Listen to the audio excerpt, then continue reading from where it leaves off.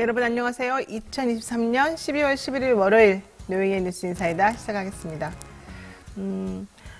날이 좋았다가 온도가 조금 포근하고 기온이 어제 좋았던 것 같은데 비가 조금 새벽에 내렸습니다. 다들 좀 춥고 쌀쌀한 느낌을 좀 가지셨을 텐데요. 이럴 때 감기 조심하셔야 되겠죠? 자, 옷 좀 따뜻하게 입고 나오시고요. 겉옷 여러 개 가지고 오셔서 온도 변화에 따라서 옷 잘 챙겨 입으시기 바라겠습니다. 자, 여러분의 인간 소화제 노영이 오늘 방송 내용 간단하게 말씀드리겠습니다. 먼저 박용준 기자와 함께하는 뉴스픽 준비되어 있고요. 대담한 대담 시간에는요. 김현, 최민희 전 의원과 함께 지난 주말 동안에 있었던 정치 현안 짚어보도록 하겠습니다. 그리고 이채로운 경제 시간에는요. 최이배 전 국회의원 그리고 이원재 성공회대 교수 모시고 현재 최근 경제 소식이 어떻게 돌아가고 있는지 이 대한민국 망하는지 안 망하는지 또 여러분들이 잘 모르는 생경한 그런 용어들로 경제적인 얘기들은 많이 나오잖아요. 그런 얘기들은 무엇을 뜻하는 것인지 또 배워보고 공부하는 그런 시간 갖도록 하겠습니다. 생방송 중에 궁금한 점 있으시면 언제든지 문자 주시고요. 댓글 남겨주시고요. 노영의 뉴스 인사이다 지금 36만 명 주말을 돌파했는데 역시 또 감사드린다 이런 말씀 드리고요. 자그마한 소망이 있다면 12월 말까지 그냥 40만 딱 채우는 거 아주 작은 소망인데 이게 산타클로스 할아버지가 내 말을 들어줄지 모르겠습니다. 얼마 안 남았어요. 20일. 네, 뭐 어렵겠지만 그래도 한번 열심히 해보겠습니다. 자, 노영의 뉴스 인사이다 본격적으로 시작해보죠.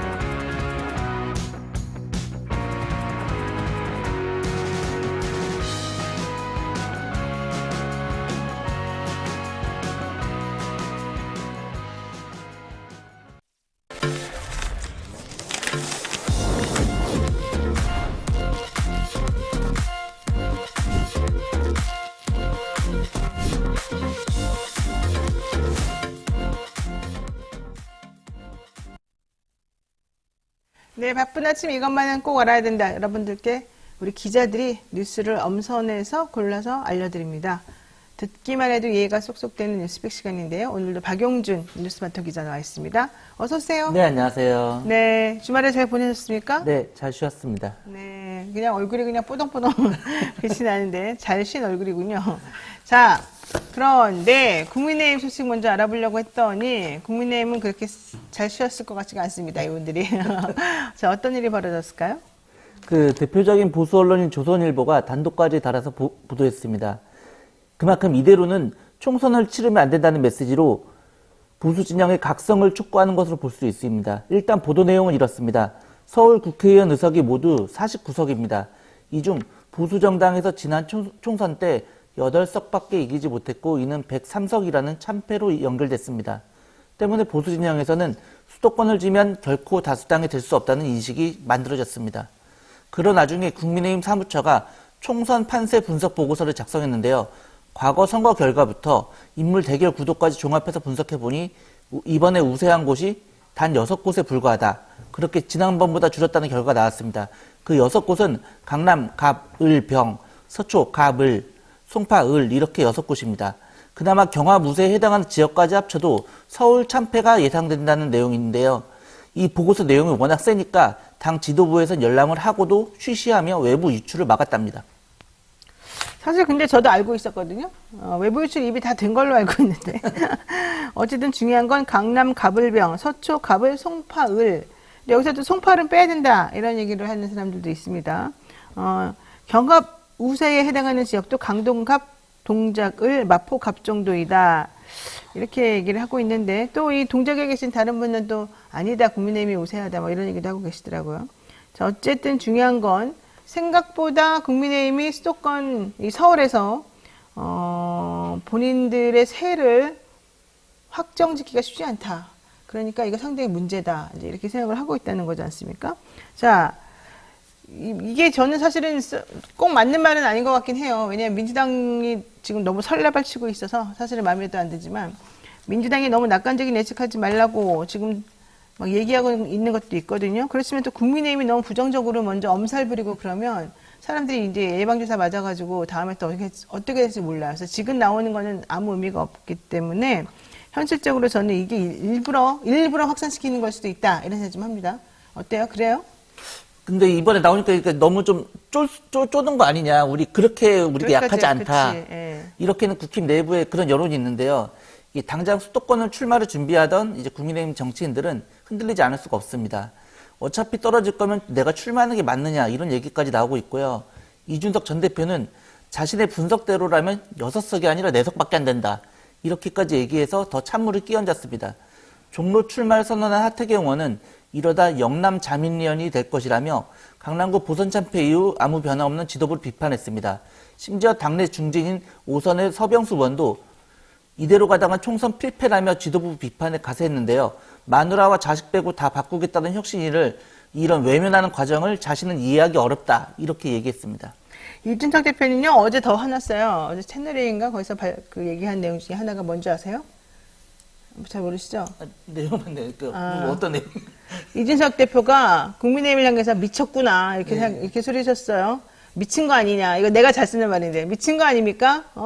지금 김건희 방탄 프레임에 말려 들어가가지고 총선을 말아먹겠다는 뜻입니까? 대통령이 거부권을 행사한다고요? 김건희 특검에 대해서? 이러면서 화를 냈어요.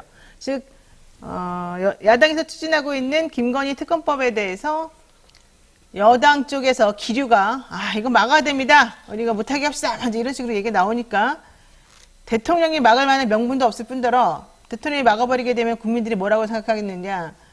니네가 지금 그러면 이재명, 방탄이라고 하면서 그렇게 야당을 공격하더니 니네가 하는 건 더 심하다. 이러면서 김건희 특검을 막아내고 뭔가 대통령 오더받아서 움직이려고 하는 그런 행동을 보이는 것 자체가 지금 말이 안 된다. 지금 현재 현실을 봐라. 이제 이러면서 쓴소리를 되게 크게 했습니다.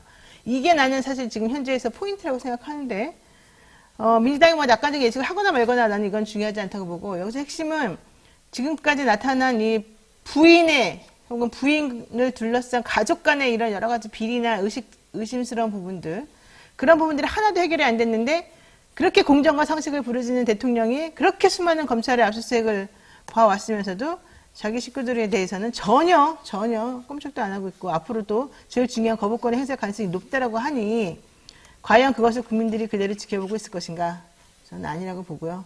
이거야말로 진퇴양난이다. 특검법을 통과시킬 수도 없고 안 시킬 수도 없고 어떻게 생각하십니까? 이준석 전 대표도 어제 좀 차라리 이거를 거부권을 행사할 게 아니라 이거를 가결을 자기가 받아들인 다음에 이걸 약하게 힘을 빼는 방향으로 하는 게 맞는 거 아니냐 이런 뉘앙스로 얘기하더라고요. 네, 맞아요. 그 말도 다 맞는데 또 이런 소리 하는 사람도 있어요. 박경직 님처럼 10년째 쇼만 하고 다니는 이준석 멀미다 이런 얘기하는 분도 있고 또 써니 님처럼 나는 답 알고 있어요. 그렇지만 안 가르쳐 줄 거예요. 이런 사람들도 있어요. 근데 우리가 다 대답을 거의 대부분 알고 있어요. 자, 어쨌든 중요한 거. 이준석 대표 입장에서는 지금 국민의힘이 힘들다는 걸 자꾸 강조를 해야만 하고 국민의힘 지도부들이 지금 제정신이 아니고 엉터리 같이 당을 망치는 방향으로 간다. 이걸 자꾸 얘기를 해야 나에게 와라. 혹은 내 가치나 내 희소성이 여러분들에게 좀 먹힐 것이다. 이런 생각하는 것 같습니다. 자, 인요한 혁신이 결국 원래 24일까지였는데 오늘 조기 정리하기로 했지 않습니까? 결과적으로 한 게 뭡니까? 지도부에서는 그냥 결국 마지막까지 외면하면서 이렇게 그냥 끝나고 인요한 혁신이는 뒤로 퇴장하게 됐습니다. 이렇게 방금 얘기했던 보고서처럼 김기현 대표 체제에 대한 비판이 계속되고 있는데요. 근데 오히려 지난 주말 사이에는 경남 진주의 박대출 의원이나 대구 북구의 김승수 의원 같이 영남권 중진 의원들이 지도권 방어에 나서며 김기현 대표 체제를 감싸고 나섰습니다. 지도부 비판 이거를 내부 총질이라고 규정하면서 지금 대안 없는 비판을 할 때가 아니라 김기현 대표 중심으로 똘똘 뭉쳐서 총선에 임해야 된다. 이런 주장입니다. 그리고 이렇게 인요한 혁신이가 오늘 조기 종료하면서 이제 앞으로 현 지도부에 대한 실질적인 변화는 기대하기 어렵게 됐습니다. 현 지도부가 이 혁신의 직접 대상으로 지목된 상황에서 혁신안을 수용하는 데는 한계를 보였는데요. 혁신 2주차 해산하고 나면 국민의힘에는 제대로 된 변화 동력마저 상실한 채 당내 갈등이 한동안 지속될 것으로 보입니다. 자, 그런데 내가 이건 돌발 질문인데 사실은 그 김기현 대표하고 인요한 혁신위원장하고 서로 좀 부딪혔지 않습니까, 중간에? 네.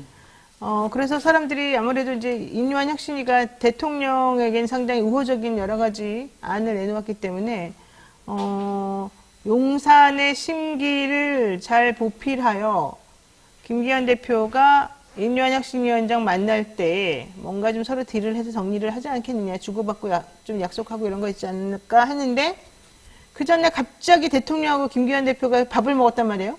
그러고 난 다음에 갑자기 태도가 급변하게 돼가지고 그냥 뻥 차버리는, 혁신위를 뻥 차버리는 모양새가 됐지 않습니까? 둘이 17분 만나고.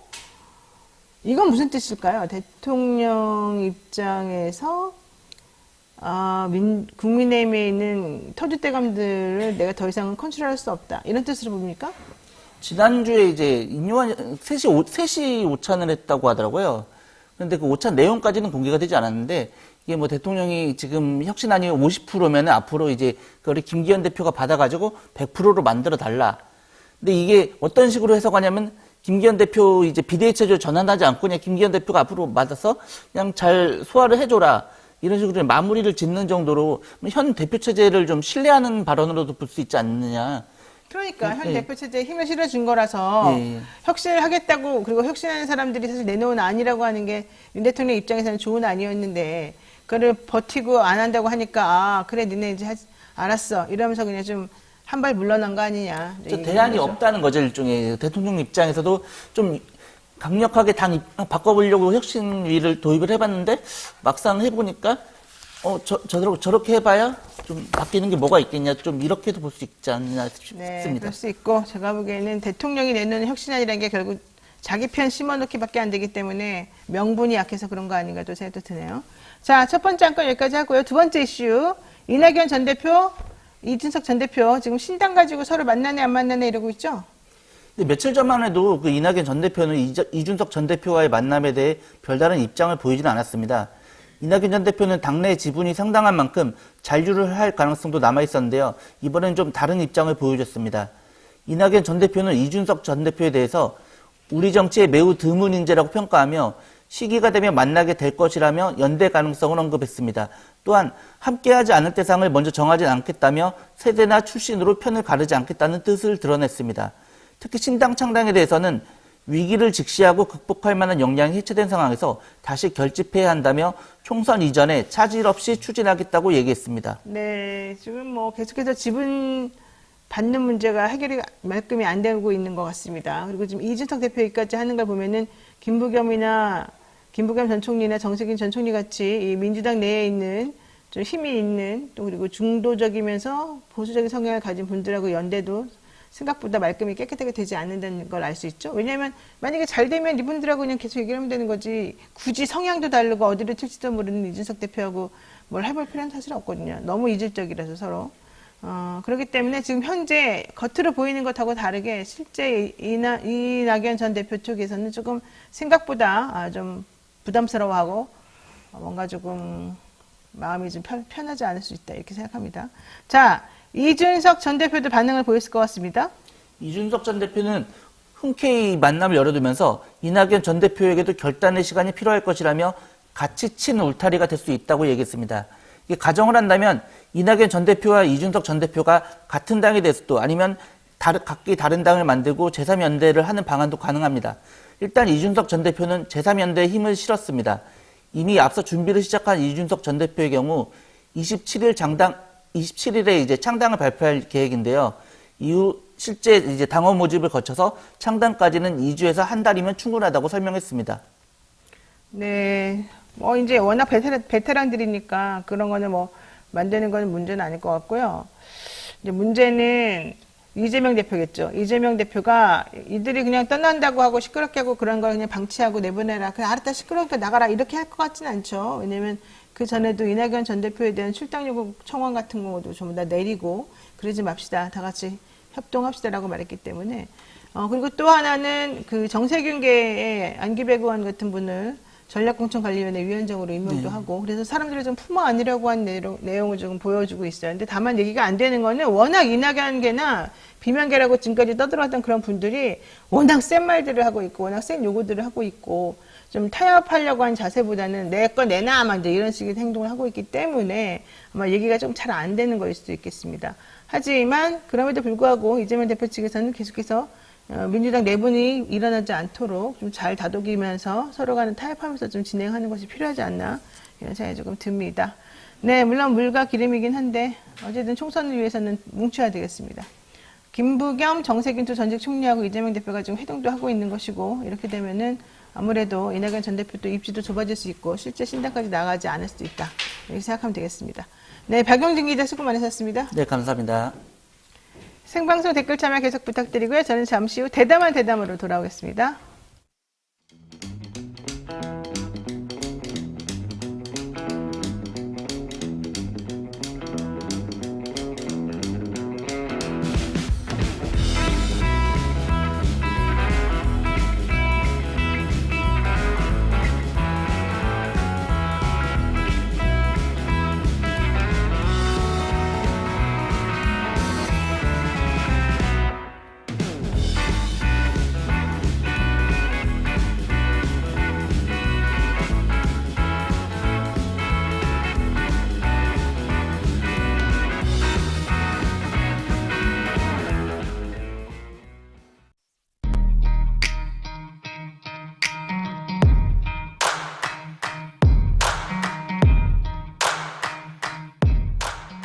AFPK 공부하기 많이 어려우시죠?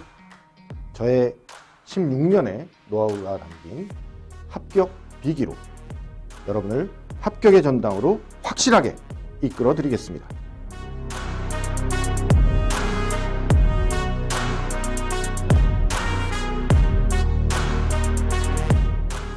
AFPK 합격 꿀팁, 친절한 원 교수의 합격 비기, 토마토 베이스.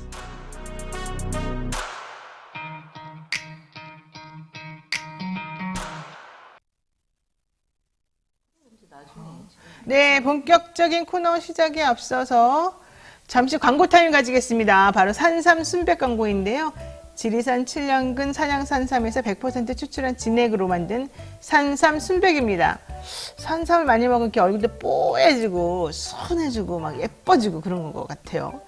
산삼 순백 한 박스 구매하시면요, 한 박스 더 드리는 1+1 이벤트 하고 있습니다. 그리고 신제품으로 산삼 시대를 만들었거든요. 산삼 시대.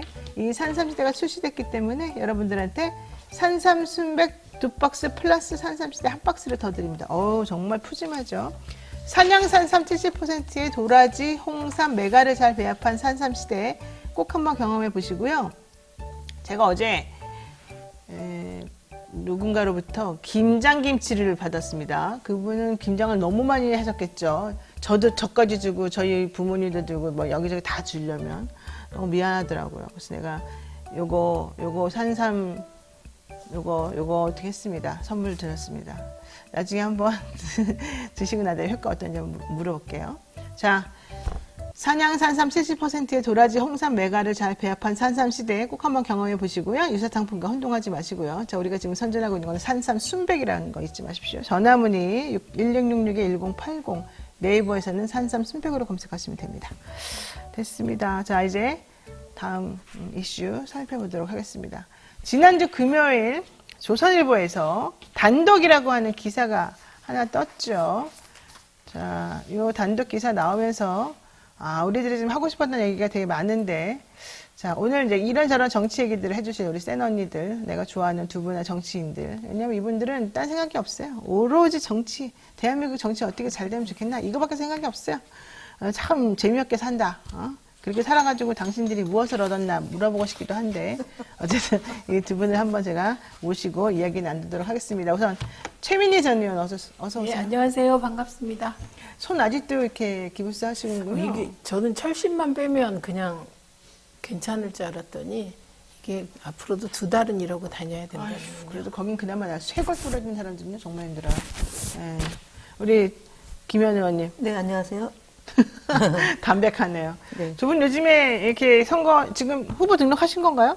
저는 오늘, 그러니까 지난 월요일 날 서류 냈고, 오늘 최고위원회에서 그 결과가 통과되면 이제 등록을 해야죠. 그럼 경선도 해요? 거기서는? 예, 경선도 하고요. 그 사람이 고영인 후보하고 경선하나요? 아니, 그러니까 저희가 지금 4개에서 3개로 줄어요, 안산이. 가불병으로. 그래서 이제 행정구역을 어떻게 조정하느냐에 따라서 이제 선택하게 되는데, 안산은 우리 국민들이 잘 아는 전해철 의원, 김철민 의원, 고영인 의원 이렇게 3분이 있고 김남국 의원이 지금 무소속으로 있는데 출마는 불출마한다고 선언했고 그런 상황이에요. 그러니까 어쨌든 경선을 할 것이다. 네, 그럼 언제쯤 하나요? 지역구가 조정되는 경우는 그게 확정이 되고 나서 경선을 해야 되기 때문에 2020년도에도 제가 마지막 경선을 했었어요. 3월 19일에서 20일. 그러니까 대략 한 3월 10일 돼야지 경선이 가능할 것 같아요. 네. 그리고 그 전까지는 또 출판기념회도 할 수 있는 시간이 정해져 있다고. 저는 했고, 했고 최민희 이미. 의원은 12월 16일 날 하셔야 지금 되고. 출판기념회 12월 예정돼 16일 있고요. 오후 3시에 합니다. 네. 그러니까 지금 보니까 제가 잘 몰랐는데 일단 후보 검증도 해야 되고, 그렇죠? 당에다 내고, 당에다 내고 후보 검증하고, 그 다음에 그게 다 통과가 되고 나면 예비 후보 등록을 하는 겁니까? 그러니까 내일부터 이제 예비 후보 등록이 들어가죠. 일단 저는 방통위원 문제가 해결이 안 됐잖아요, 오랫동안. 그래서 출마 여부가 늦게 결정이 돼서 그렇죠. 후보 검증 서류 준비가 되게 많습니다. 가족까지 다. 그래서 1차, 2차로 민주당이 나누어서 검증 서류를 받아요. 근데 김현 의원은 먼저 한 거고. 그래서 12월 11일인가요? 예비 후보 등록하는 날. 내일이죠. 12월 12일. 12일 날 등록을 할 수 있는 거고, 저는 2차 검증이 12월 12일부터 14일까지 또 진행이 돼요. 그때 이제 2차 검증을 당에서 받고 예비 후보 등록을 하게 됩니다. 민주당 너무 센 거 아니에요? 이런저런 검증 이런 게 너무 힘들게 하는 것 같은데? 그건 뭐 너무 더 세게 해도 후보들이 다 이해 없습니다. 아, 네. 그래요? 네. 자, 어쨌든 두 분 잘 되시길 바라고, 특히 김현 의원은 이미 출판기념회 했으니까, 그렇고 저도 갔었습니다. 거기에. 네, 이해찬 의원, 추미애 전 장관, 그리고 정청래 옆에는 의원도 최민희 오셨고 최민희 의원도 오셨었죠. 네, 김남국 의원도 거기서 제가 네. 뵙고. 자, 이번에는 최민희 의원 편이죠. 최민희 의원이 17일? 6일? 12월 16일 토요일인데요. 12월 16일 토요일이고 몇 시에 어디서 하세요? 3시에 호평고등학교 체육관에서 합니다. 호평고등학교 남양주? 네. 거기에 지금 있는 현역 의원이 누구예요?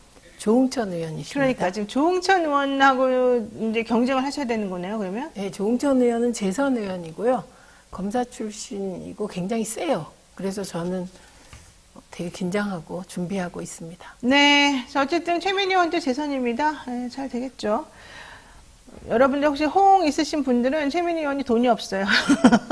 그러니까 출판기념회 한번 가셔가지고 이 사람이 어떻게 살아왔나 한번 좀 보시기도 하고, 혹시 합법적인 범위 내에서 후원이 가능한지 한번 확인해 보시면 제가 보기엔 좋을 것 같습니다. 민주당 입장만 보지 말고 중도들도 생각합시다. 미스틱님이 그렇게 말씀하셨는데 맞습니다. 예. 민주당 입장에서만 얘기하면은 자기네 편만 다 맞는 것 같아서 그건 옳지 않다고 생각하고, 일반 국민들이 무엇을 원하는지 좀 많이 헤아려 주시기를 제가 부탁드리겠습니다. 자, 우선 본격적으로 이야기 나눠보겠습니다. 지난주 금요일에 조선일보에서 기사가 하나 났습니다. 단독이라는 이름이었는데요. 여당 서울 49곳 중에서 우세하다는 곳은 6곳 뿐이다. 당 내부에서는 알고도 쉬쉬한다. 지금 화면 보는 것처럼 파랑색이 전부 다 민주당 우세 지역으로 지금 분류해 놓은 것이고, 빨강색이 여당 우세 지역으로 표시해 놓은 곳인데, 저것도 이제 몇 개 대에서는 뭐 예를 들면 동작 을 같은 경우에 경합으로 분류해 놨다는 거예요. 이소영 의원인가요? 이소영 의원하고 이수진 의원하고 나경원 의원하고 같이 있는 지역구, 이런 데는 좀 경합으로 분류해 놨다, 이제 이런 얘기 하면서 몇 군데는 경합으로 해놨지만 어쨌든 전체적으로는 우리가 질 거라고 생각하고 있다, 이제 이렇게 됐습니다. 근데 사실 저는 저 기사 나오기 전에 그 내용을 알았거든요. 다 아셨잖아요. 그 내용 이미 다 돌고 있었거든요. 자, 어쨌든 저런 식으로 결과가 나온 거는 어떻게 보십니까? 우선 결과 부분에 대해서는 우리나라 정치의 한 달은 다른 나라 정치의 10년과 맞먹습니다. 맞아요. 그리고 정부 여당이 쓸 수 있는 카드는 굉장히 많습니다. 네, 그렇기 때문에 판세 분석이나 이런 건 지금 하는 것이 바닥의 민심 흐름은 알려줄지언정 이게 뭐 판세를 결정적으로 결정짓는 건 아니다. 그거보다 더 중요한 건 조선일보의 의도라고 생각합니다. 그러니까 이 부분은 조선일보가 2004년 총선이 있었습니다. 그때 노무현 대통령께서 탄핵된 상태에서 치르는 총선이었어요. 그런데 그때 거의 조선일보가 그냥 지역구에서 국민의힘 한나라당이죠. 빵석이다 이런 보도하고 그랬어요. 일부러 그러는 거죠, 사실은. 그렇죠. 그래서 이게 보수 지지층 결집하고 그리고 지금 현재 정확히 얘기하면 제가 보기에는 김기현 대표를 비롯한 소위 중진 희생 빨리 해라 이걸로 혁신을 시작해라 이런 거라고 생각합니다. 정확하게. 그래서 그때 2004년 조선일보의 사설 중에 하나가 한나라당 완전히 허물어져라 이런 사설이 있었어요. 네.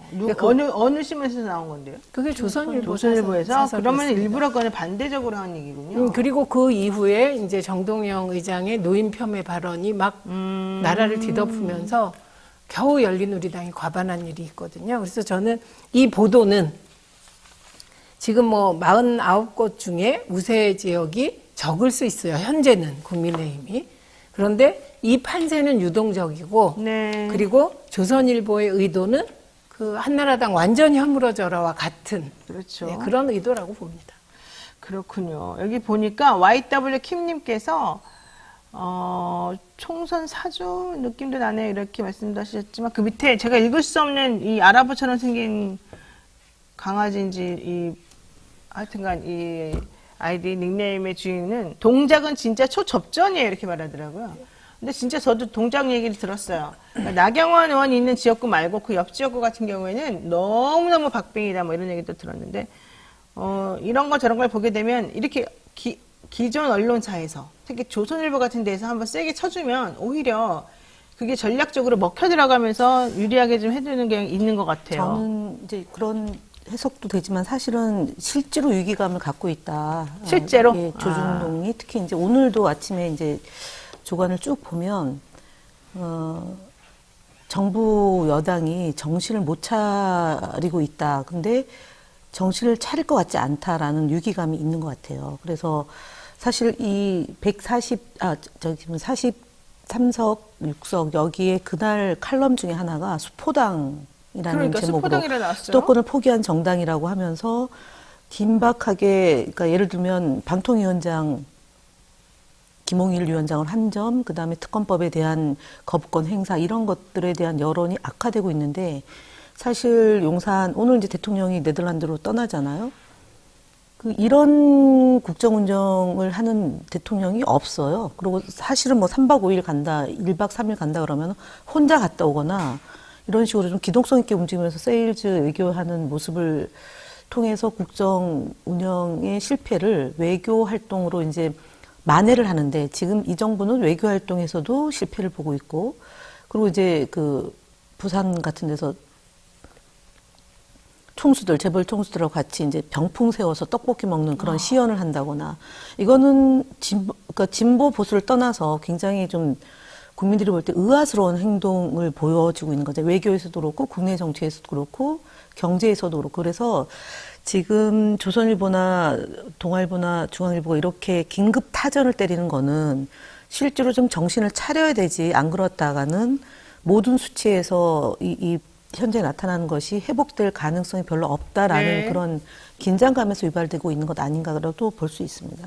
근데 제가 또 중간에 주중에 조금 주말에 말하고 싶었던 것 중에 하나는 동아일보 오피니언의 이기용 칼럼이라는 데가 있는데 여기서 김건희 리스크를 더 이상 안고 갈 수 없다.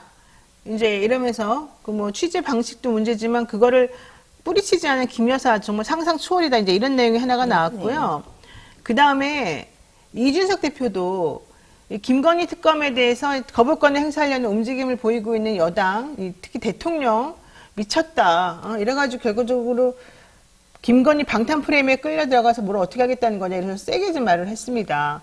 이런 거를 보게 되면 수도권 보세요. 수도권 포기했냐? 수도권 6수밖에 없다. 그래서 김건희 특검 또 거부한다더라. 완전히 미쳤구나. 다 말아먹겠다는 거구나. 이런 생각을 지금 사실은 보수당을 사랑하는 사람들은 하고 있다는 거잖아요. 그 맞고요. 그리고 걱정이 되는 거죠. 네. 그거 뭐 다 기본적인 베이스는 만약에 지금 윤석열 대통령이 국정 운영을 잘하고 있으면 이런 보도가 나올 리가 없죠. 예, 그런 거고. 근데 이제 수도권, 특히 서울은 이게 민주당이 이걸 냉정하게 봐야 되는데 부동산과 관련한 잘하지 못한 부분, 그리고 당시 세금이 굉장히 높았는데 네. 실제로 윤석열 정부 들어서 세금이 떨어졌습니다. 네. 네, 그렇기 때문에 이게 지난 대선을 누가 뭐래도 부동산 정책 실패에 그렇죠. 대한 네. 심판으로 봐야 되거든요, 기조에. 그래서 수도권을 포기한 정당이라는 말은 아직은 가능성이 있다, 이 얘기를 하고 있는 거예요. 그래서 수도권 여론조사를 보면 특히 서울은 엎치락뒤치락입니다. 네. 네, 그리고 지금까지 흐름상 서울의 경우는 국민의힘이 더 지지율이 높았어요. 그렇죠. 어쨌든 여론조사상으로. 그래서 저는 이 부분은 아직은 회복 가능하다고 생각하면서 하는 말들이라고. 여당이. 예, 그렇게 판단합니다. 근데 지금 더 큰 리스크는 김건희 특검 통과죠. 12월 28일이 되면 네. 그건 뭐 패스트트랙에 의해서 자동 상정됩니다. 그러니까 민주당이 이제 일부 지지자들께서 왜 빨리 처리 안 해? 그러시잖아요. 근데 굉장히 지혜로운 처신을 한 거죠. 그렇죠. 예. 왜냐면 이제 본회의가 열리고 그 다음 본회의가 또 열리면 그래서 자동 상정되기 때문에 여러분이 걱정하시는 국회의장이 어떤 생각을 너무 할까라든가. 중요하잖아요, 이제. 예. 그리고 여당과 또 갈등이 증폭돼서 또 언론이 어떻게 보도할까라든가 뭐 이런 소위 거대 야당의 독주론에 빠질 수 있었는데 민주당 원내가 되게 지혜롭게 한 것 같아서 12월 28일 통과될 것 같습니다. 그러면 대통령은 제가 보기에는 정권이 위기가 많았는데 그 위기는 다 스스로 다 자초한 거예요. 네. 그 국정 운영의 미숙, 아마추어리즘, 네. 그리고 내 마음대로 하고 오만함이 빚은 건데 저는 최대 위기가 12월 28일 이후에 온다고 그러니까 어쨌든 좀 28일까지 기다릴 필요도 없다. 우리가 먼저 나서가지고 선제적으로 이거 그냥 갖다 먼저 특검하게끔 하고 그렇게 해서 정정당당하게 그 상황을 빠져나오면 된다. 이게 이준석 대표 논리거든요. 이건 불가능하죠. 근데 28일 의미가 날 특검법이 없어요, 통과되니까. 그러니까 이준석 대표의 말 중에는 현실과 안 맞는 말도 많이 있습니다. 근데 어쨌든 이제 그렇게 생각하고 있다. 그러니까 김건희 리스크는 그냥 빠진다고 혹은 도망간다고 도망가질 수 있는 게 아니니까 그냥 정정당당하게 임해라. 무혐의도 많이 나오지 않았냐 이제 이런 얘기 같아요. 근데 실제 무혐의가 나올 거라고 생각해서 무혐의 얘기를 하는 것 같지는 않고 어떨지 모르겠다 이런 얘기 같아요. 자, 여당 지도부에서는 어쨌든 중요한 거 수포당 말도 안 돼. 6석 말도 안 돼. 이제 안 받아들이는 겁니다. 그러면서 하는 말이 우리가 돌려본다. 근데 이렇게도 돌려보고 저렇게도 돌려보고 이렇게도 돌려보는데 여기서 말하는 그 6당 어쩌고저쩌고 하는 거는 우리들이 별로 인정하지 않고 있는 그런 결과다. 네, 이런 얘기를 했습니다. 근데 무슨 뜻이죠? 이제 이만희 사무총장이 기자들하고 이 결과가 보도되고 나서 한 얘기가 최악의 경우 경합 지역을 포함해서 모든 지역에서 다 지는 상황을 가정한 거다. 후보도 정해지지 않아서 지역구 여론조사를 그러니까. 해본 적은 없다. 이렇게 얘기를 했는데 네. 사실 경기도도 돌렸어요. 돌렸어요. 예. 그러니까 국민의힘에서. 네, 돌렸어요. 근데 어떻게 됐어요? 그거는 핸드폰으로 오고 공의로 왔는데 그 지역의 후보를 지지하느냐 단순 지지도를 돌렸고 그 결과가 사실은 이게 서울께 나왔는데 저는 경기 인천 거도 만약에 의미가 있나 보죠. 못 나오는 거죠. 그거 나오면 사실은 더 힘든 상황이 되기 때문에 지금 얘기하는 것처럼 수도권 포기하는 정당이냐라고 이제 토요일자 조선일보를 보면 거기 이제 조은희 의원, 하태경 의원, 그다음 김근식 의원, 최재형 의원 이런 분들이 굉장히 강도 높게 얘기를 하면서 영남 자민련이 된다. 이대로 가다가는 그런 얘기가 나왔고 네. 그러면서 이제 우리가 사실은 이런 정도의 그 당내에서 반발이 터져 나오는 게 언론에 나온다면 지금 뭐 비명 반명대 구도를 가지고 이제 무슨 나치 정당이냐라는 식의 자극적인 발언으로 이제 도배를 하는데 지금 실제로 사무총장이 사실이 아니다라고 얘기하지만 실제로 사실인 걸로 보여지는 거고요. 네. 이 국민의힘의 긴박도가 상당하다라는 거예요. 그리고 어쨌든 저희가 현장을 이렇게 다녀보면 예전 같으면은 민주당하고 국민의힘을 싸잡아서 비판하는 양시양비가 굉장히 높은데 그렇죠. 그런 흐름은 사실은 저는 안산에서 별로 발견하지는 못하고 민주당이 좀 잘해줬으면 좋겠다. 그러니까 싸우지 말라는 게 아니라 민주당이 좀 잘 투쟁했으면 좋겠다. 이런 네. 여론이 봐요. 그리고 비명, 반명 이런 거는 친명을 욕하는 것보다는 좀 당을 흔들지 말고 대표를 중심으로 좀 굳건히 대처해 나갔으면 좋겠다. 이런 그 강한 야당 그런 주문이 매우 높다. 이런 분위기입니다. 그러니까 제가 늘 부러워하죠. 네. 남양주 분위기는 그 정도는 아닌 것 같아요. 그래서 안산이 되게 밭이 좋은 곳이구나 그렇게 느끼는데 전반적으로 저희 지역 같은 경우는 정치 전체에 대한 실망 이런 표현을 많이 하시죠. 그리고 저희가 주로 만나는 분들이 전철역 앞에서 이제 소위 화이트 칼라 출퇴근하는 분들 만나고 그리고 주로 자영업자들을 봬요. 그러다 보면 그 자영업자들의 경우는 요즘은 워낙 그 자영업자들이 힘들거든요. 진짜 힘들어요. 그렇죠. 네, 그렇기 때문에 과거와는 달리 민주당에 대한 기대가 오히려 자영업자 쪽에서 조금 생기고 있고 이게 여론조사 지표에 드러납니다. 그런데 대체로는 국회에 대한 불신이 높은 그런 분위기이죠. 그런데 아까 제가 말씀드린 자영업자의 경우는 민주당에 대한 기대가 조금씩 살아나고 있다. 이 부분 정말 민주당이 잘해야 되는 대목 같아요. 정말 그렇습니다. 자, 그런데 요것뿐만 아닙니다. 지금 민주당에서 얘기하고 있는 거는 또 있습니다. 이낙연 대표가 자꾸 신당 얘기를 솔솔 풍기고 오늘도 무슨 뭐 단독으로 뭐 이낙연 대표 그냥 출당하게 생각했다는 등 뭐 이런 얘기 막 솔솔 나와요. 이게 사실인지 아닌지 잘 모르겠습니다만. 그러면서 김부겸, 정세균 전 총리랑 같이 연합할 것이라는 내용을 이완욱 의원 등이 조금씩 막 내보내고 있는 것 같아요. 근데 이완욱 의원도 물론 그렇지만 정세균 전 총리는 이낙연 전 총리하고는 거리를 좀 둔다 뭐 이런 얘기를 마지막에 했습니다만은 이 전 총리, 전 어르신들이 지금 현재 민주당 대표와 민주당의 이 체제와 이재명 대표의 상황을 조금 싫어한다, 말이 안 된다고 비판한다. 요거는 공통으로 하는 말인 것 같아요. 자, 그러면서 삼총리 연대설을 제기하고 이렇게만 되면 니네는 개딸당에 불과하다. 막 이런 얘기까지 지금 쏟아냈거든요. 자, 이거 가능성 있는 얘기입니까? 삼총리 연대설은 사실은 좀 상상 속에 있는 그림인 것 같아요. 그러니까 지금 정세균 전 총리는 노무현 재단 이사장을 맡고 있기 때문에 현실적으로 정치를 할 수 없는 조건이다는 점이고요. 그다음에 김부겸 전 총리도 제가 확인한 바로는 정치 일선에 나설지 않겠다라는 그 말씀이 여전히 유효하다. 그래서 세 분이 함께 만나서 무슨 이 상황 총선을 앞두고 정당을 만든다거나 아니면 새로운 흐름을 조성한다거나 이런 것이 현실적으로 존재하지 않았는데 네. 정세균 정청에 대한 얘기는 이원 의원이 전원으로 이제 전원 정치를 하신 거고요.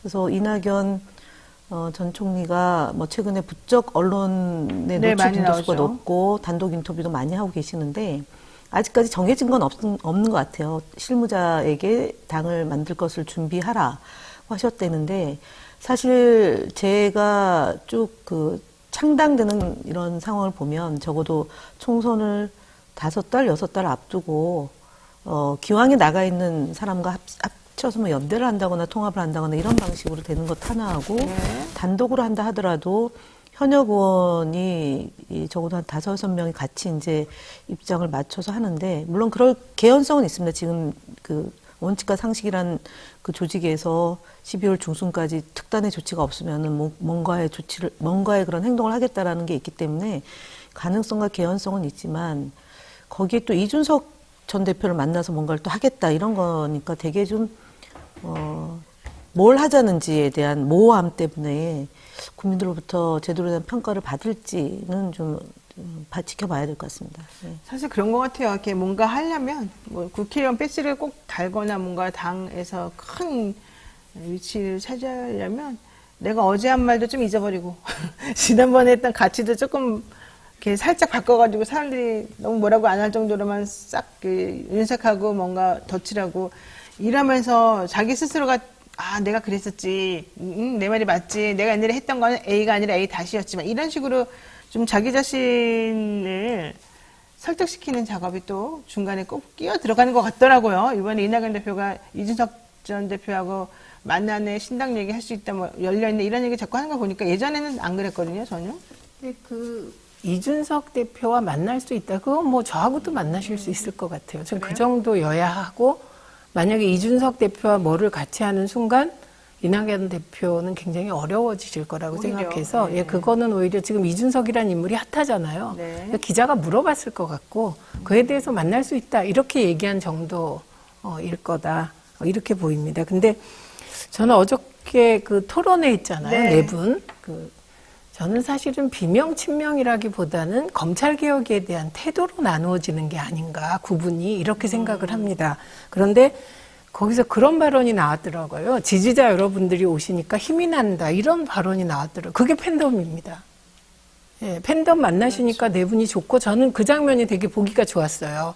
아, 저 네 분이 저렇게 지지자들 사이에서 자유롭게 말하고 그리고 때론 행복해 보여서 그렇게 행복할 권리는 이재명 대표에게도 있다. 저에게도 있고 김의원 의원에게도 있다. 그래서 팬덤은 다 팬덤이지 이재명 대표의 팬덤은 안 되고 내 팬덤은 되는 건 없다. 그래서 어제 그걸 좀 깨달아줬으면 좋겠다 이런 생각이고 그다음에 이재명 대표가 비주류를 억압했다는 식의 인식을 갖고 있던데 사실 뭘 억압한 게 있어요? 없어요. 그러니까 이재명 대표 참 억울할 것 같아요. 이재명 대표 아무것도 안 했던 것 같은데 내가 봤을 때는. 예, 그래서 오히려 일부 지지자들은 이재명이 사이다 이재명이 아니다 이렇게 해서 비판받고 있는데 당 대표이다 보니 사실은 통합을 기치로 하는 게 맞지 않습니까? 네. 그래서 오히려 징계당한 사람이 당내에 저는 반개혁적인 분들을 비난한 분들이 친명이라고 분류되는 분들이 징계를 받고 네. 그리고 사실 방송에 나가서 계속 민주당을 흔드는 분들은 징계 대상조차 되지 않았습니다. 왜 그러는 거예요? 원래 보통 그러면은 누군가가 그러지 마세요 하면서 조금 따끔하게 경고라도 날리는 거 아닌가? 개별적으로야 뭐 그러지 마십시오 하겠지만 어쨌든 그래서 그 원칙과 공정인가 공정과 상식인가 그쪽 분들은 인식의 출발이 사실과 다르다. 이 점을 좀 지적해야 될 것 같습니다. 써니님이 저도 팬덤 최다르크 김현님 팬덤입니다. 감사합니다. 자, 윤석열 대통령 얘기 한번 노변님에 대한 해보겠습니다. 팬덤도 있어요. 저는 없어. 대통령 얘기 해보겠는데요. 지난주 윤석열 대통령이 부산 엑스포 유치 실패한 것에 대해서 이례적으로 사과를 막 여러 번 하고 사과한 걸로 끝날 줄 알았더니 막 민심을 달래야 된다 그러면서 부산까지 또 계속 쫓아가고 이때도 여당 지도부는 물론이고 재벌 그냥 총수들을 다 데리고 다닙니다. 구강모, 최태원, 이재용. 요새 이재용 회장 혼자 아주 그냥 신났죠. 이 사진 한 장 가지고 또 엄청나게 CF 효과 나타났다 이런 건데 그게 본질이 아니라고요, 여러분. 언론에서 자꾸 이거 가지고 지금 사람들의 관심을 끄는데 그게 본질이 아니라 이재용 삼성전자 회장을 비롯한 수많은 그 어려운 그 높으신 혹은 할 일이 그렇게 많은 회장들을 왜 데리고 다니면서 떡볶이를 먹이면서 부산 사람들 우리가 잘해줄 테니 화내지 마세요. 이 얘기를 하고 있냐고요, 대통령이. 나는 그게 너무 좀 이해가 안 갔는데 이거는 비난하는 사람들이 야 아니라 여도 마찬가지였습니다. 그렇죠. 그리고 이게 언제적 풍경입니까? 왜 이런지 모르겠습니다. 근데 이건 제가 볼 때 명품 가방 그걸 덮으려고 떡볶이 시전을 한 거라고 보여지고요.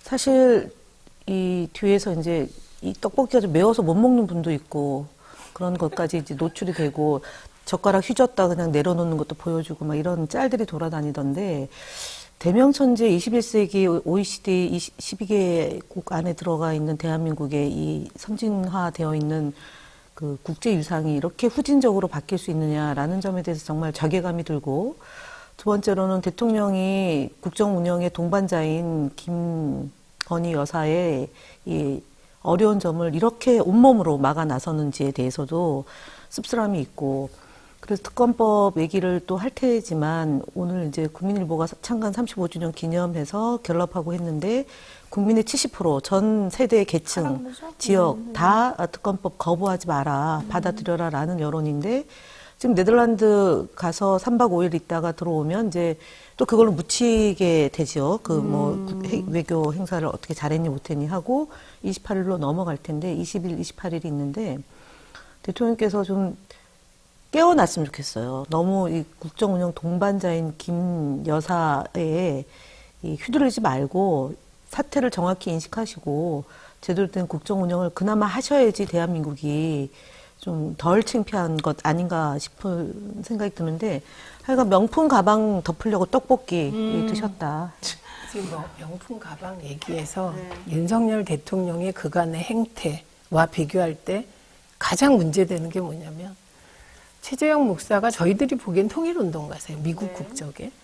그런데 윤석열 대통령은 야당을 반국가 세력이라고 몰아붙인다라고 보고 있는 거예요. 그렇죠.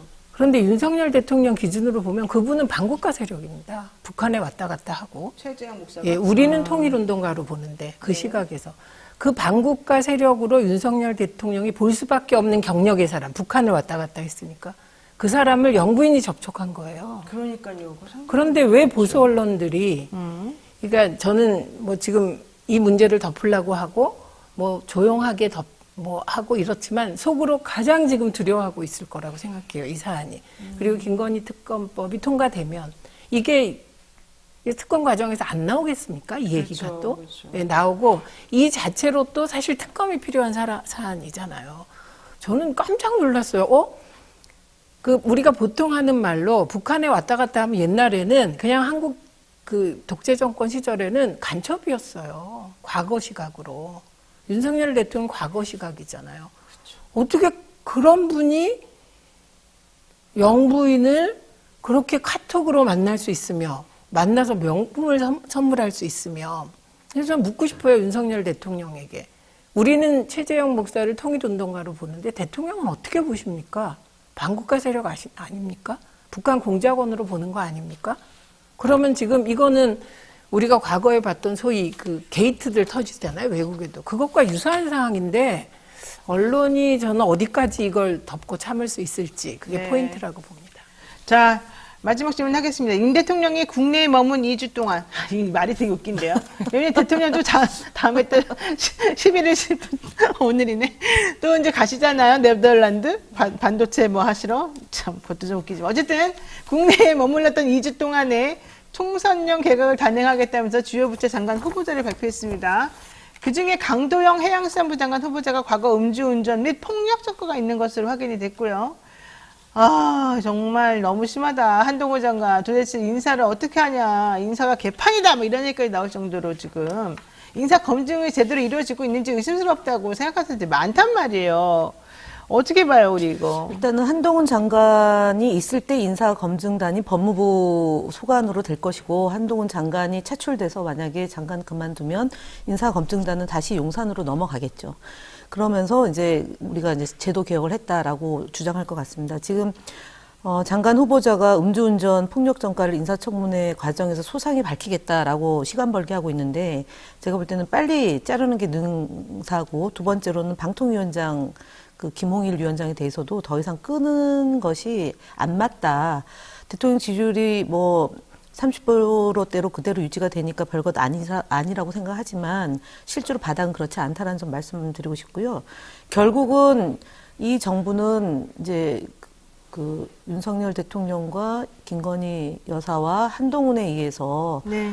그냥 계속 수건 돌리는 식으로 이렇게 이 사건 터지면 이 사람이 맞고 저 사건 터지면 이 사람이 막는 식으로 하는데 결국은 초록은 동색이고 그 세 사람에 의해서 끝은 결국은 박근혜 정부의 끝과 크게 다르지 않은 결론이 나지 않을까 싶다. 최근에 너무 심각하다. 네, 제일 이상한 게 외교부 장관이 안 외교부 차관이 중소기업 벤처부 장관 간 거예요. 그쵸, 그것도 이상했죠. 저 이 대목이 가장 이상해요. 예를 들면 김홍일 검사가 방통위원장 온 건 말이 안 되고 이렇습니다라고 말을 할 수는 있잖아요. 근데 외교부 차관이 중소기업 왜? 벤처부 장관에 내정된 건 이건 평가가 불가능한. 그러니까 당연히 이게 누구 인사냐 이 얘기가 나올 수밖에 없는 것 같아요. 대통령 이사겠죠, 뭐. 아니 그냥 국정 운영의 동반자를 늘 우리는 염두에 두고 얘기를 해야 돼요. V 누구의? 아니 그러니까 그게 지난해 9월 달에 금융위원 누구를 하라고요라고 얘기한 그 거. 녹취록에 나오죠. 예. 최재형 목사 가방 주면서 이렇게 했던 그러니까. 거기 보면 전화를 받으면서 누구를 금융 어쩌고저쩌고 하라고요. 이 얘기 나오니까 근데 그거는 최재형 목사의 주장입니다. 그 뭐. 김건희 여사의 녹취가 있는 건 아니고. 녹취가 있는 건 아니고. 어쨌든 그래서 그걸 보면서 제가 이렇게 들었다는 거죠, 그 자리에 앉아가지고. 예, 그렇죠. 그렇게 한 거고 아마 그 정도 얘기할 거면 그 근거가 있을 거라고 저는 뭐 보는데 여튼 이 개각이 6명이 나오고 6명이 들어가고 그것도 나온 6명이 어느 지역에 갈지도 이제 굉장히 이제 주목할 내용인데 거기에 앞서서 네덜란드 순방 간 것도 이 네덜란드가 지금 이 총리가 임기가 한 달도 채 안 남았고 그 들어설 총리와 MOU를 체결해야지 세일 재교가 되는데 떠나는 총리하고 MOU를 맺는 것도 좀 신기하고 그래서 제가 볼 때는 외교 순방 일정을 짜는 외교부와 용산인데 결국은 이것도 국정운영의 동반자인 한 분의 입김이 작동돼서 진행되는 프로그램 아닌가 싶습니다. 동반자 개각일 것이다. 네. 알겠습니다. 더 이상 위험한 발언하지 않겠습니다. 지금까지 김현 최민희 전 의원과 함께 이야기 나눴습니다. 고맙습니다. 네, 수고하십니다. 네, 잠시 기다리시면 여러분이 좋아하는 또 그 코너 하겠습니다. 잠깐만 기다려주세요.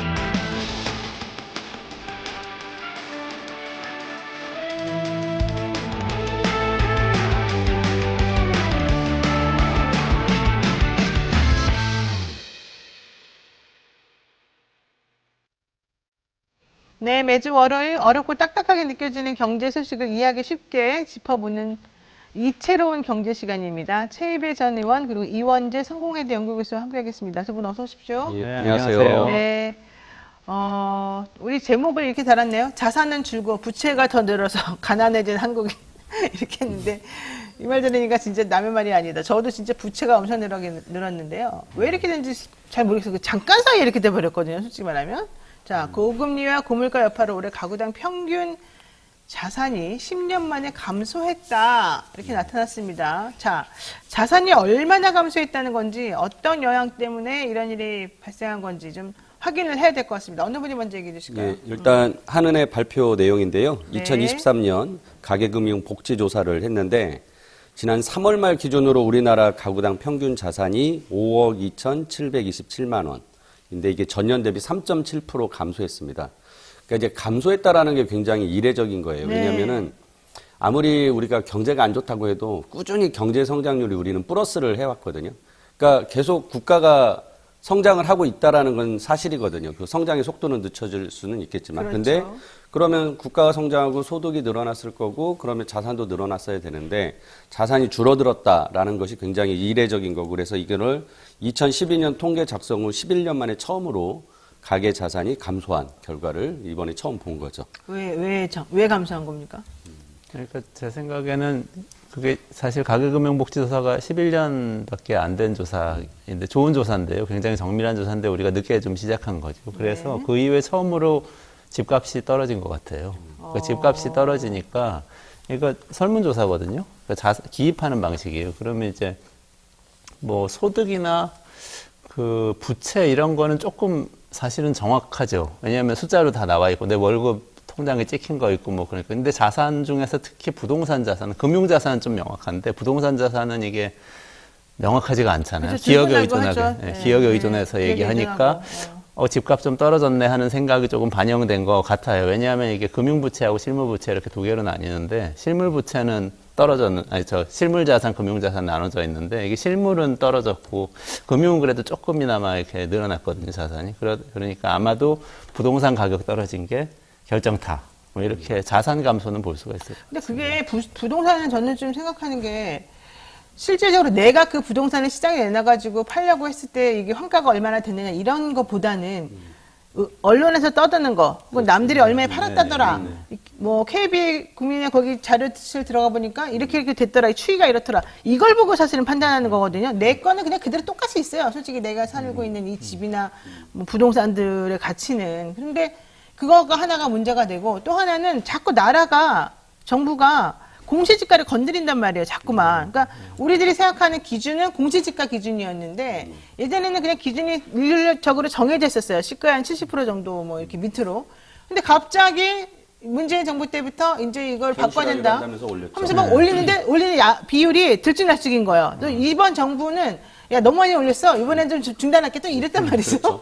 그러니까 이런 것들을 보면은 내가 내 부동산은 얼마인지를 몰라, 솔직히 말하면. 그러니까 내 자산 가치를 그냥 일반적으로 똑같이 놓고 볼 수가 없고, 금융권 같은 거 내가 쓰니까 돈이 없어지는 건데, 부동산은 내가 쓰지도 않고 어디다 팔지도 않는데도 혼자서 막 내려갔다 올라갔다 이런단 말이죠. 그래서 이번에 이제 그 거주 주택에 대한 자산이 10%가 줄었다고 조사가 된 거예요. 네. 그러니까 부동산이 워낙 우리는 또 많이 차지하거든요. 그러니까 그렇죠. 전체 자산 비중 중에서 네. 부동산 자산이 워낙 비중을 많이 차지하는데 거기에서 이제 부동산이 급증을 했다가 지금 하락 추세로 이제 떨어지면서 결국은 이 부분 때문에 이제 자산이 감소세로 돌아섰다라고 이제 평가가 되는 거죠.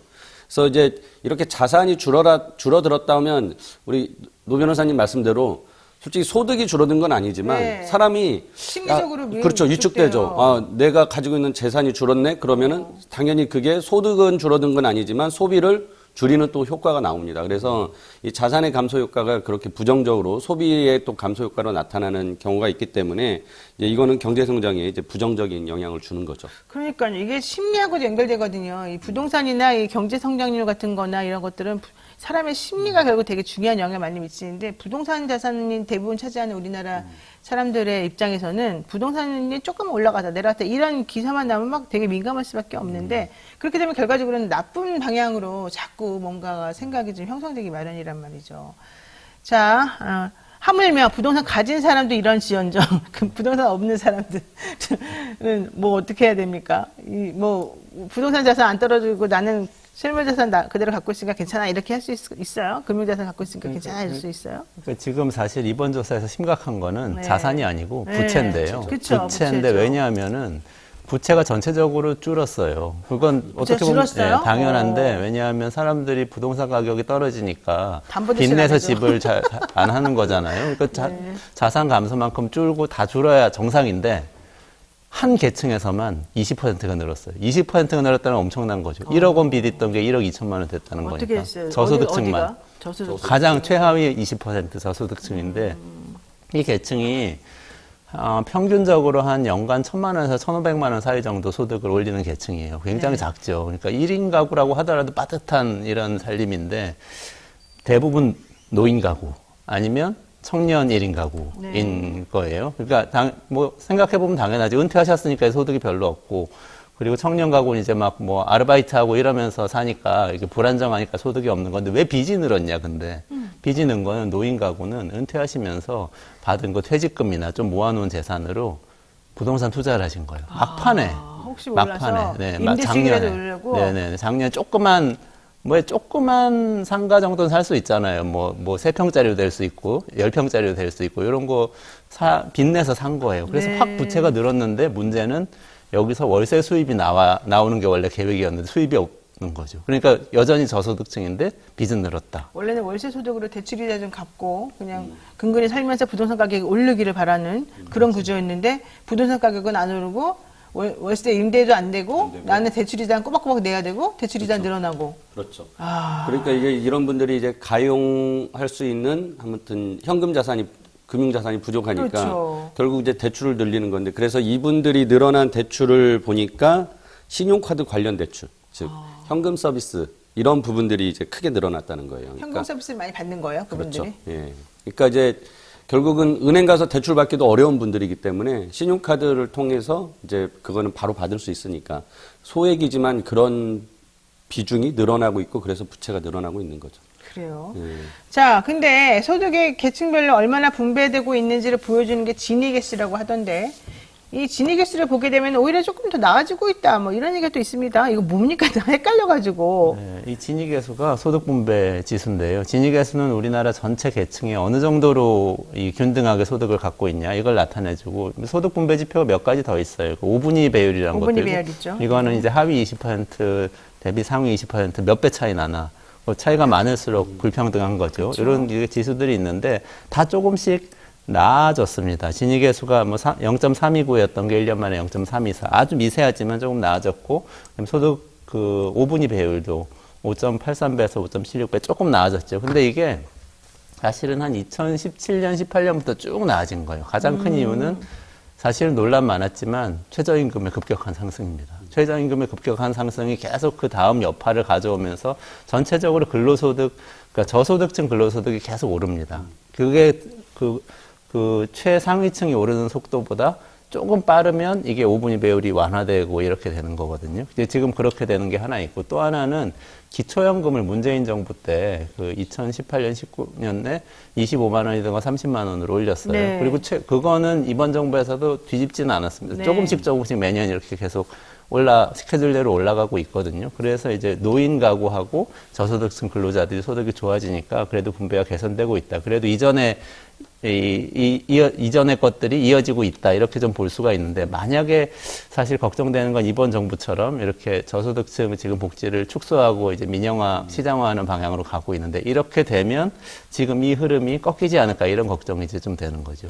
우리가 이제 이 소득 분배에 대해서 계산을 할 때 가처분 소득이라는 개념을 씁니다. 그러니까 이제 내가 벌은 소득이 있고 거기서 세금 내고 뭐 사회보험료 내고 다 이렇게 지출하고 그다음에 또 내가 국가로부터 지원받는 게 있어요. 공적 부조라고 할 수 있는 이제 뭐 코로나 때 우리가 지원금 받은 것도 있고 여러 가지가 있죠. 그래서 이제 이런 복지 혜택까지 포함해서 가처분 소득을 계산하는데, 그러니까 문재인 정부까지는 계속적으로 우리가 세금을 조금씩 올리고 사회보험료도 조금씩 올리고 이러면서 이제 공적으로 국가가 걷어서 다시 그거를 올려주는. 아무튼 계속 복지에 썼고, 그래서 저소득층이 뭔가 소득이 늘어날 수 있는 계기들이 있었던 거죠. 그러니까 그 효과가 쭉 22년까지 지금 조사 결과거든요. 그렇죠. 그러니까 그러니까 이거는 이제 문재인 정부에서 그렇게 이제 복지를 강화했던 측면에서 소득 분배를 개선하려는 목표를 가지고 했던 측면에서 효과가 계속 이어지고 있다라고 보여지는 거죠. 그리고 기사에 보니까 네. 그 정부에서 이렇게 얘기하면서 뭐 이번 정부 실적 때 이 정책 성과가 좋다고 그러던데, 아니 이게 2022년 거예요. 이게 작년 거. 그러니까 문재인 정부 때 거지 이번 정부에서 뭐 해서 나온 게 아닙니다. 헷갈리지 마시라고. 근데 또 그거를 그냥 그대로 받아들여가지고 역시 윤석열이 최고야. 세금도 줄여주더니 이렇게 됐어. 이럴 수가 있어요. 세금이 줄어들면 진위계수가 나빠지죠. 그러니까 왜냐하면 고소득층이 지금 특히나 부자 감세를 많이 하기 때문에 진위계수가 나빠질 가능성이 커지는 거죠. 그러니까 참 그게 좀 그래요. 부자들한테 뭐 그렇게까지 더 열심히 잘해줘야 될 필요가 있나. 지금 힘들고 어려운 사람들이 진짜 많은데 그분들에게 10은 부자들에게 10하고 다르죠. 그래서 저는 그런 부분들을 좀 정치하시는 분들이 좀 형편이 어려워 본 적이 없어서 그런 건가. 이분들은 다 너무 워낙 잘 살고 잘 먹고 이렇고 사회에서 기득권으로 살아와서 그런가 좀 안타까운 마음이 듭니다. 자, 다음 주제에 넘어가겠습니다. 이 건강보험 얘기를 안 해볼 수가 있는데요. 지금 건강보험료 요금 자체도 문제지만 피부양자 범위를 많이 줄인다는 거. 옛날에는 그냥 한 집안에 한 명만 돈 벌면, 직장에서 돈 벌면 그 보험료 가지고서 온 식구들이 전부 다 혜택을 받았거든요. 근데 이제는 막 그런 사람들은 불로소득 무임승차라고 하면서 뭐라 그러고 다 따로따로 내라 이런단 말이죠. 이거 저는 심리적으로 좀 저항감이 있어요. 어떻게 생각하십니까?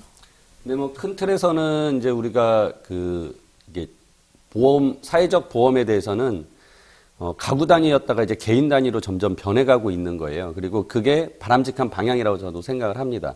특히나 이제 우리가 이 피부양자 이 범위가 뭐 배우자 당연히 부부 간에 하고 그다음에 직계 존속 비속 이렇게 했는데 거기에 형제 자매까지 했어요. 그러니까 집안에 돈 벌지 않는 형제 자매가 있으면 아니면 소득이 적은 형제 자매가 있으면 그 형제 자매까지 피부양자로 포함시켜 가지고 그 보험료를 안 냈단 말이죠. 그래서 이런 부분들을 우리가 이제 좀 축소해 나가자. 그 가구 단위에서 개인 단위로 좀 더 면밀하게 보자라는 방향성은 맞다라고 생각을 하고요. 네. 그래서 정부에서도 이제 이 부분에 대해서 차츰차츰 해왔어요. 문재인 정부 때부터 해왔고요. 지금 윤석열 정부에서도 이 부분에 대해서는 방향성을 계속 가지고 가고 있습니다. 다만 여기서 이제 제가 가장 많이 이제 불만이 나오는 게 이제 고령층이거든요. 그러니까 이제 은퇴하신 분들이 집밖에 없고 소득이 없는데 자산이 그쵸, 있다고 그쵸. 보험료가 막 몇십만 원씩 나오면은 굉장히 큰 부담되거든요. 그래서 저는 이제 자산 기준은 조금씩 줄여가면서 소득 기준으로 가야 된다라고 생각을 해요. 그래서 보험료 산정할 때. 그렇죠. 그래서 자산을 가지고 있으면 소득이 발생되는 자산들이 있습니다. 예를 들어서 주택을 두 채 가지고 있어서 임대소득 벌면 그 임대소득에 대해서 우리가 보험료를 책정할 수 있거든요. 그리고 뭐 예금 자산 많이 가지고 있으면 이자나 또 주식 가지고 있으면 배당이나 이렇게 이제 소득 나오는 것들을 제대로 파악해서 그 기준으로 간다면 아무래도 이제 불만이 적어지지 않을까 생각합니다. 맞습니다.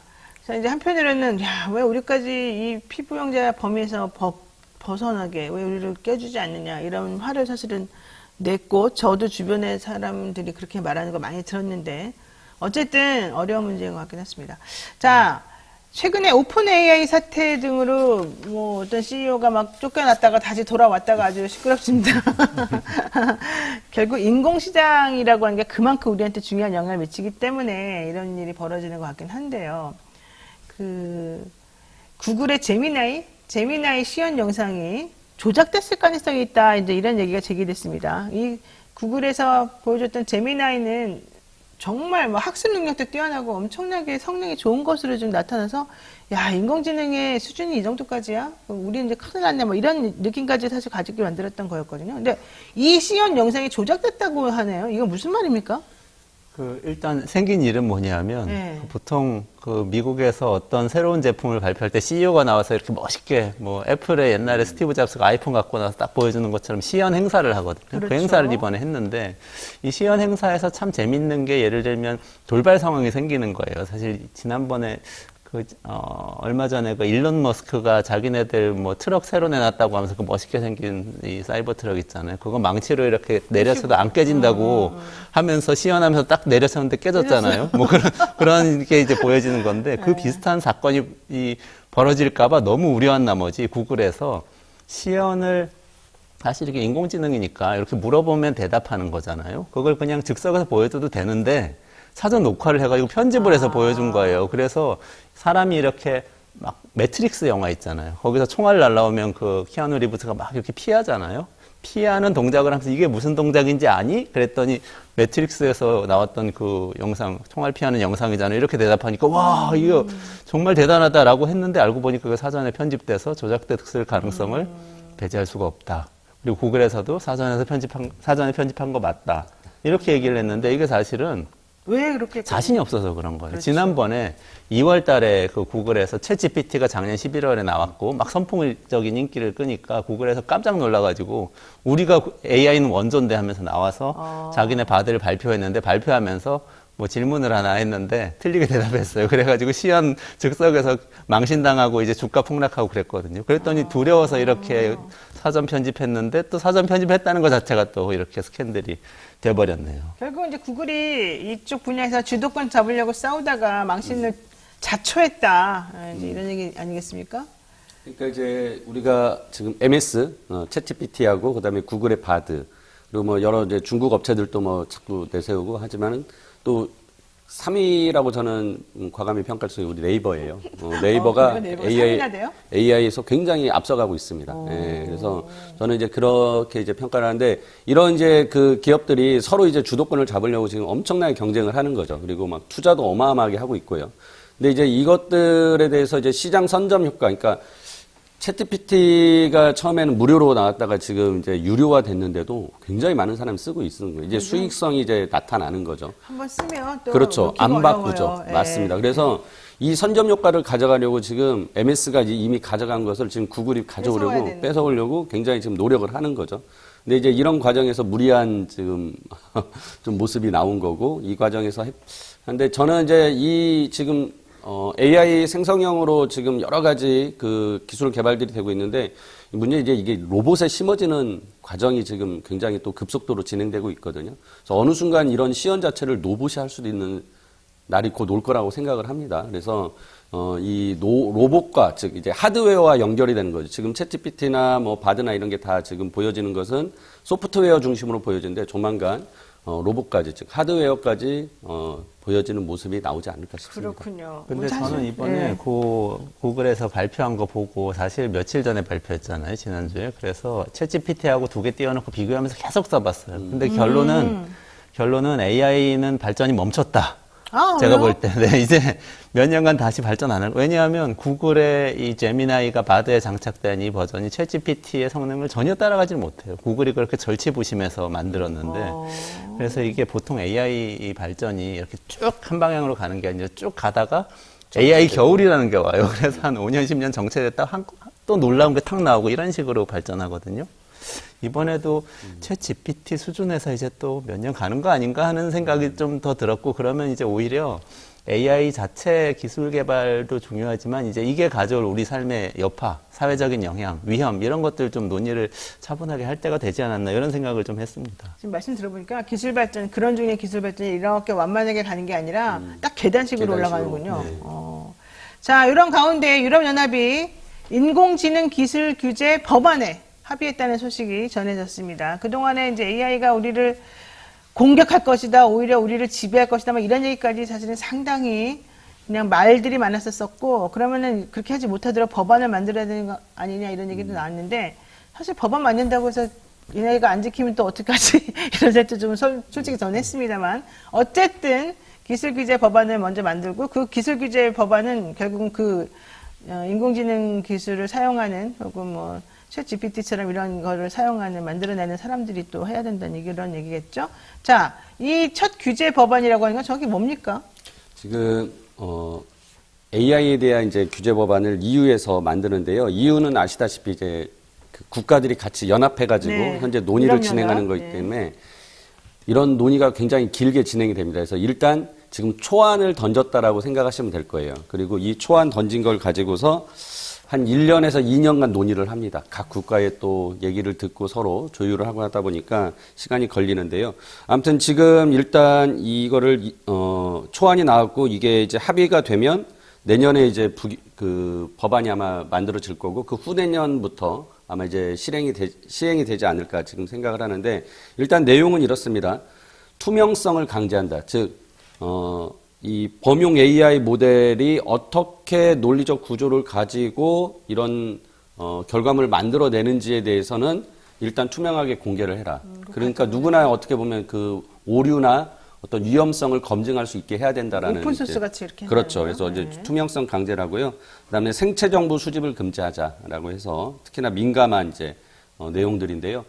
안면 인식을 하잖아요. 근데 이제 이거를 무차별적으로 다 수집해서 쓰는 것은 안 된다라는 거하고, 그다음에 소셜 스코링 금지, 즉 이제 우리 인권에 관련된 문제죠. 뭐 사람들을 이렇게 점수 매겨가지고 뭐 이렇게 하는 거 안 된다라는 거하고, 그다음에 이제 인간 행동을 조작해서 인간의 자유 의지를 왜곡시킬 수 있는 그런 거 하면 안 된다. 이렇게 해가지고 이제 크게 내용을 담아가지고 지금 이제 초안이 나왔다고 생각하고, 이거를 이제 어기면 말씀하신 거죠. 아니 그렇게 만들어놓고도 다 또 어길 거 아니야라고 하는데, 어기면 이 금지 조항 어기면은 매출액의 7%를 벌금으로 내게 하고, 이게 이제 금액적으로는 우리 돈으로 497억 원을 이제 그 최대치로 해놨습니다. 그리고 그다음에 이제 그 외에 나머지 거를 어기면은 매출액의 3%를 또 부과할 수 있게 하는 그런 식으로 강제 조항까지 담았습니다. 네, 버들새님이 AI라는 거는 소수 자본가들의 돈 버는 방식 그 이상도 이해도 아닌 것 같네요. 이런 얘기도 하셨고요.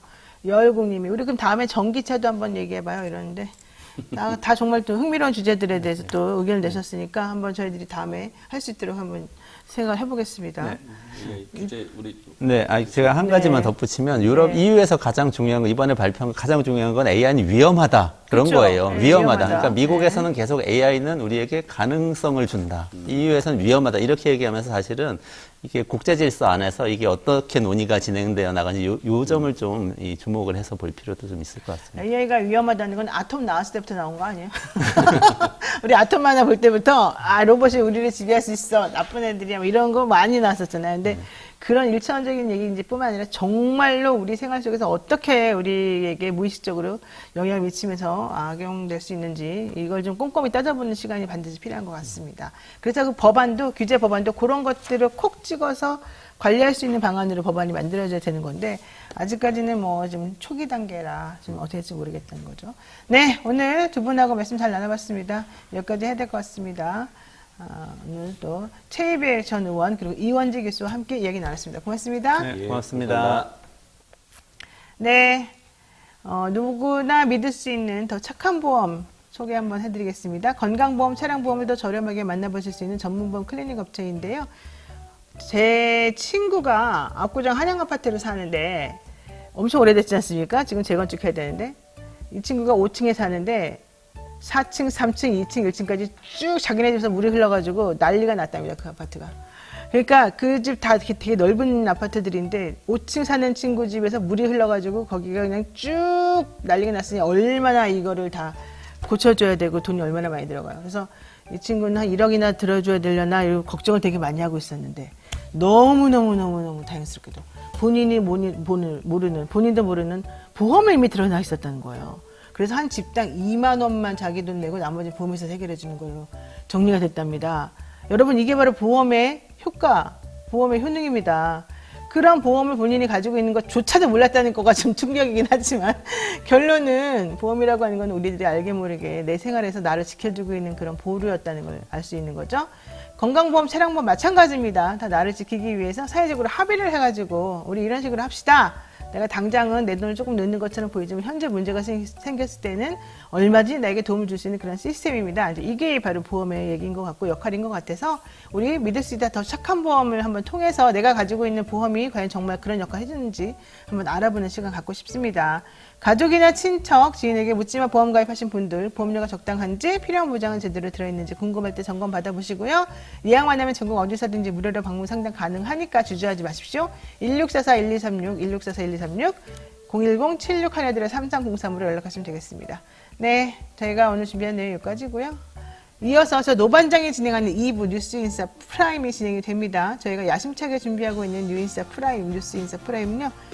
이번 주까지만 무료로 방송하고요. 12월 18일부터는 유료 멤버십 서비스 예정입니다. 그러니까 이번 주까지 그냥 마구마구 들어보시기 바랍니다. 많은 관심 부탁드리고요.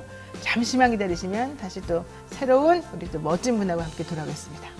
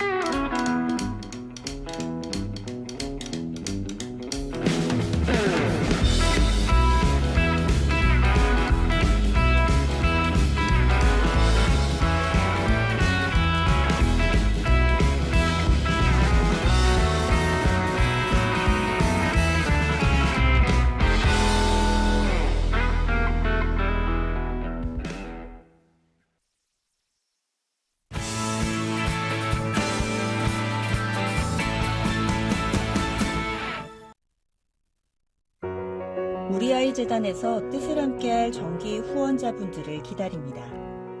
우리아이 재단은 한반도 어린이를 위한 재단입니다. 배고픈 어린이들에게 영양 가득한 국수를 보내고 영유아 자폐 조기검사 지원, 베이비박스의 이유식 정기 배달, 중증장애 및 취약 아동들을 지원하고 있습니다. 따뜻한 손길을 이어주는 분들께 우리아이 팔찌와 감사 선물을 드립니다. 지속적인 지원을 통해 더 많은 어린이들에게 도움을 줄 수 있도록 정기 후원자가 되어주세요. 후원 문의 02-2128-3344, 2128-3344. 네, 12월 11일 뉴스인사 프라임 시작하겠습니다. 깊이 있는 고품격 시사대담, 뉴스인사 프라임이 지향하는 그러한 방송의 방향이고요. 이 뉴스인사 프라임은 멤버십 회원에게만 우선 서비스가 되는 겁니다. 근데 이제 아직은 맛보기로 실시한 지 얼마 안 됐기 때문에 우선 무료로 이번 주까지는 여러분들한테 보내드리겠습니다. 뉴스인사, 너무 발음이 어려워. 뉴인사로 합시다. 뉴인사, 뉴스인사. 이 프라임은 여러분과 함께 만들어가기 때문에 다양한 의견과 질문들 그리고 댓글이 매우 중요합니다. 그리고 즉석에서 대답도 할 수 있는 패널들이 나오니까요. 여러분들 언제든지 궁금한 거 있으면 물어보십시오. 자, 뉴스인사 프라임 매주 월요일 코너는요. 대기자의 일침입니다. 지난주에는 우리도 여러분이 좋아하는 우리 기자님 나오셨었죠? 대기자, 여러분이 좋아하는 대기자. 자, 오늘은 또 장윤선 정치 전문 기자 나와주셨습니다. 어서 오십시오. 네, 안녕하십니까? 잘 지내셨어요? 네. 목소리가 좀 감기 걸리신 코맹맹이 소리가 나네요. 저희 집 꼬맹이가 독감 걸리기 시작해가지고 온 식구가 지금 감기를 앓고 있는데 여러분 감기 조심하십시오. 그렇죠, 그렇죠. 네. 그 베이징에서 오셨었잖아요. 네. 얼마 전에. 얼마 전 아닙니다. 예, 벌써 2년 다 그러니까 내년 2월이면 2년이죠. 그러니까 그럼 2년밖에 안 되는데. 네. 근데 어쨌든 제가 지금 궁금한 거는 그때에 중국에 계셨을 때 하고 지금 한국에서 중국하고 한국 간의 관계하고 많이 달라지지 않았어요?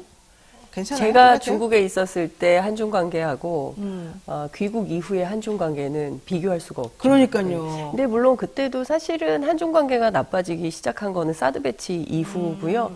사드 배치 이전하고 또 비교하면 더 큰 차이가 있는 것이고요.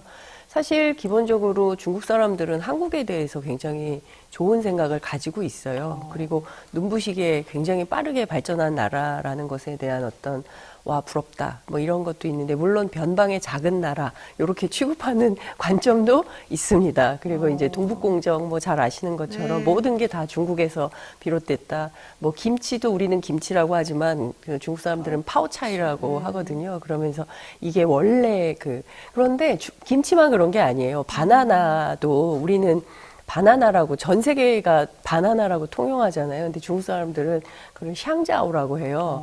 그래서 제가 한번 물어봤어요. 바나나가 바나나지 왜 바나나를 샹자오라고 하냐 그랬더니 이제 중국 사람 뭐라고 얘기하냐면 바나나라는 표현을 쓰기 전에 중국 사람들이 먼저 샹자오라고 썼기 때문에 우리는 샹자오다 이렇게 얘기를 합니다. 그러니까 커피도 마찬가지예요. 커피도 커피라고 부르지 않습니다. 뭐라고 불러요? 카페이라고 하는데, 예, 그러니까 정말 다 달라요. 그러니까 그래도 웬만하면 다 외국어 발음은 이제 거기 비슷하게, 비슷하게 부르려고 최근 발음 이렇게 바꾸긴 하지만 원래 자기들이 갖고 있었던 것들을 안 바꿉니다. 근데 특히나 이제 최근에 이제 최상목 수석 작년 3월에 있었던 발언 이후에 그리고 류진송에 와서 분명히 사불가론까지 얘기했음에도 불구하고 대중 외교 노선이 잘 안 바뀐다면 아마도 중국은 이 기조를 윤석열 정부 내내 이어갈 가능성이 높습니다. 그러니까 빨리 풀지 않으면 단순히 어떤 경제적인 문제뿐만 아니라 외교적으로도 우리는 중국하고 중국 사람들 그런 얘기해요. 아니 그래서 한반도 떠서 어디 저기 북아메리카나 이런 데로 이사 갈 수 있으면 가세요. 뭐 이런 얘기 하거든요. 근데 지금 우리가 그럴 수 있는 지정학의 어떤 위치에 있기 때문에 사실 중국하고는 중국뿐만 아니라 러시아도 그렇고 일본도 그렇고 뭐 북한도 그렇고 동네 사람들 편하게 지내야지 이거 자꾸 싸우고 갈등하면 그러니까요. 예, 피곤합니다. 근데 우리 정부는 왜 이렇게 중국하고 각을 세우는 거예요? 뭐 미국 때문에 그래요? 아니면 그렇죠. 뭐 때문에? 기본적으로는 이제 미국과 일본 중심의 외교 노선을 갖고 있기 때문에 그렇다고 봐야 되겠죠. 그러니까 일극주의 노선이죠. 미국하고만 친하면 그리고 미국하고 일본하고 해서 한미일 외교 협력을 하면 북중로 삼각구도를 통해서 상당한 외교적 실익이 있을 거라고 저는 오판한다고 생각을 합니다. 그러니까 대한민국의 외교는 아주 오래전부터 다자 외교였고요. 잘 기억하시는 줄타기 것처럼 외교 아니에요? 줄타기 외교? 줄타기 외교라는 거는 조금 우리 스스로를 폄훼하거나 낮추는 거고 그러니까 다자 외교가 정확한 표현이죠. 왜냐하면 1993년 1차 북핵 위기부터 그러니까 더 이전으로 돌아가면 89년에 동구가 무너지고 나서 사실은 이제 다 이렇게 외교 관계가 넓어졌잖아요. 그러니까 냉전이 끝나고 탈냉전으로 넘어오면서 사실은 중국하고도 또 우리가 러시아하고도 외교 정상화를 하고 국교 정상화를 하고 일본은 뭐 그것보다 훨씬 먼저 했지만 말입니다.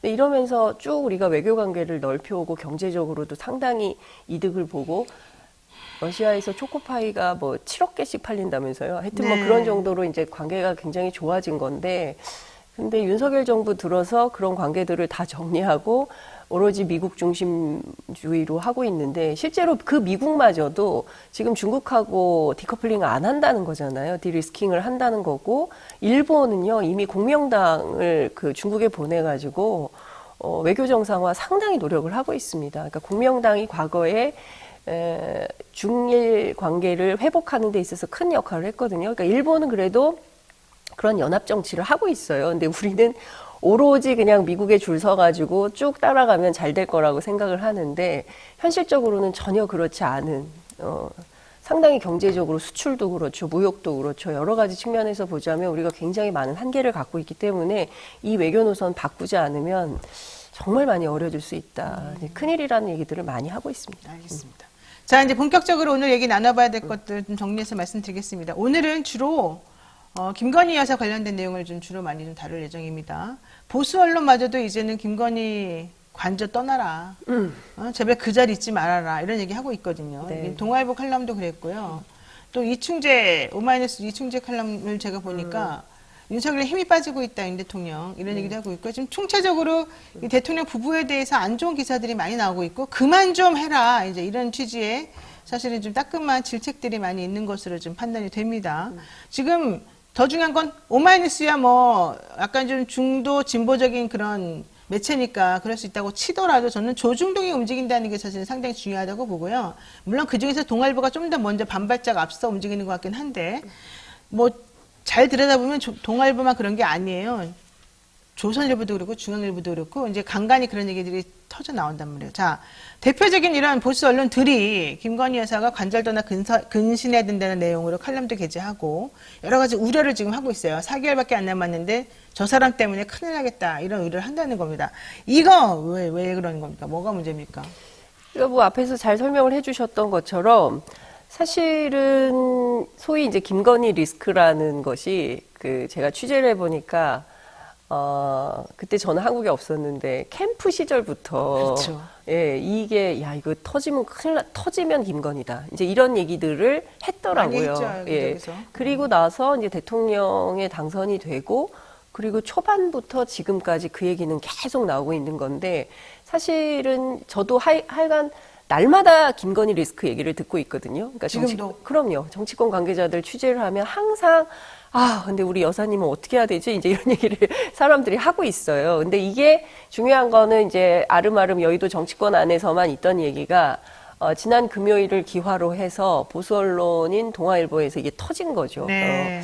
어쨌든 뭐 그동안 사실은 없었던 일은 아니고 아무도 입 밖에 내지 못했고 쉬쉬했거든요. 그리고 그녀의 이름을 언급해서는 안 된다. 그러니까 마치 2016년 당시에 그때도 제가 이제 그때는 새누리당이었죠. 새누리당 출입할 때였는데 그때 국회의원들이 무슨 얘기를 하냐면 박근혜 대통령 집으로 어떤 여자가 김치를 해다 나르는데 그 사람이 핵심이라는 거야. 그 사람을 좀 취재해 보세요. 그게 최순실이죠? 그게 최순실이었어요. 그래서 아니 김치에다 나르는 분이 무슨 영향력이 있다고 그 사람이 중요할까요? 했더니 아니야. 그 사람이 핵심이래. 그 사람을 빨리 기자들이 취재해 봐야 돼요. 근데 그게 이제 최순실이었던 거였는데 지금은 사실상 이제 김건희 여사가 거의 그런 비슷한 뉘앙스의 취급을 받고 있다. 이제 이렇게 봐야 될 것 같고요.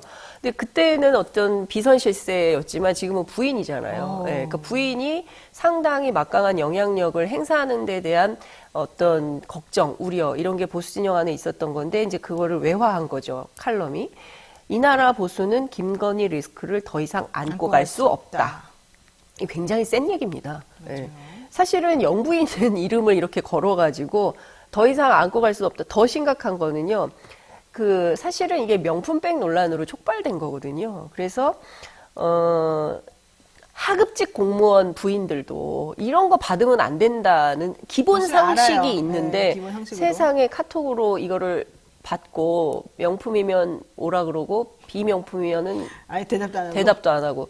야, 이게 말이 되니? 이게 뭐 AI 페이크 뉴스라고 생각을 했었는데 이게 진짜 사실이라고 하는데 어떻게 이걸 그냥 넘어갈 수가 있냐라는 분노의 표현인 거예요. 그래서 김건희 여사 하루 빨리 국민 앞에 사과해야 되고 관저를 떠나 서초동 사과로 거처를 옮겨서 근신하라. 아예 그냥 들어가라. 나오지 마라. 그러니까 얼굴 거의 보지 무슨 마라. 조선시대 냉동으로 보내는 거야. 네, 그냥 막 거의 그런 분위기로 얘기를 하는 거예요. 그러면서 이제 암만 부부관계를 하더라도 사적인 인연이니까 띄어버려라. 거의 뭐 그런 식의 얘기를 하고 있는 겁니다. 그러니까요. 대통령은 관저에 있는데 부인은 서초동 사과로 들여보내라는 이거는 정말 별거를 지금 종용하는 거잖아요. 그러니까요. 그렇기도 하고 이런 거예요. 또 하나는 김건희 리스크는 총선과 나라의 진로. 나라의 진로에 지속적으로 상당한 영향을 미칠 사안이다. 이렇게 그렇지. 규정을 하고 있고 그렇지. 따라서 윤석열 대통령은 특별감찰관 아직 임명 안 하고 있잖아요. 네. 뭐 문재인 정부 때 안 했으니까 우리도 안 한다 이제 이러고 있는 건데 이런 거는 빨리빨리 문재인 정부 맨날 욕하면서 이런 건 좀 잘 하면 좋을 텐데 이런 것도 따라 배웁니다.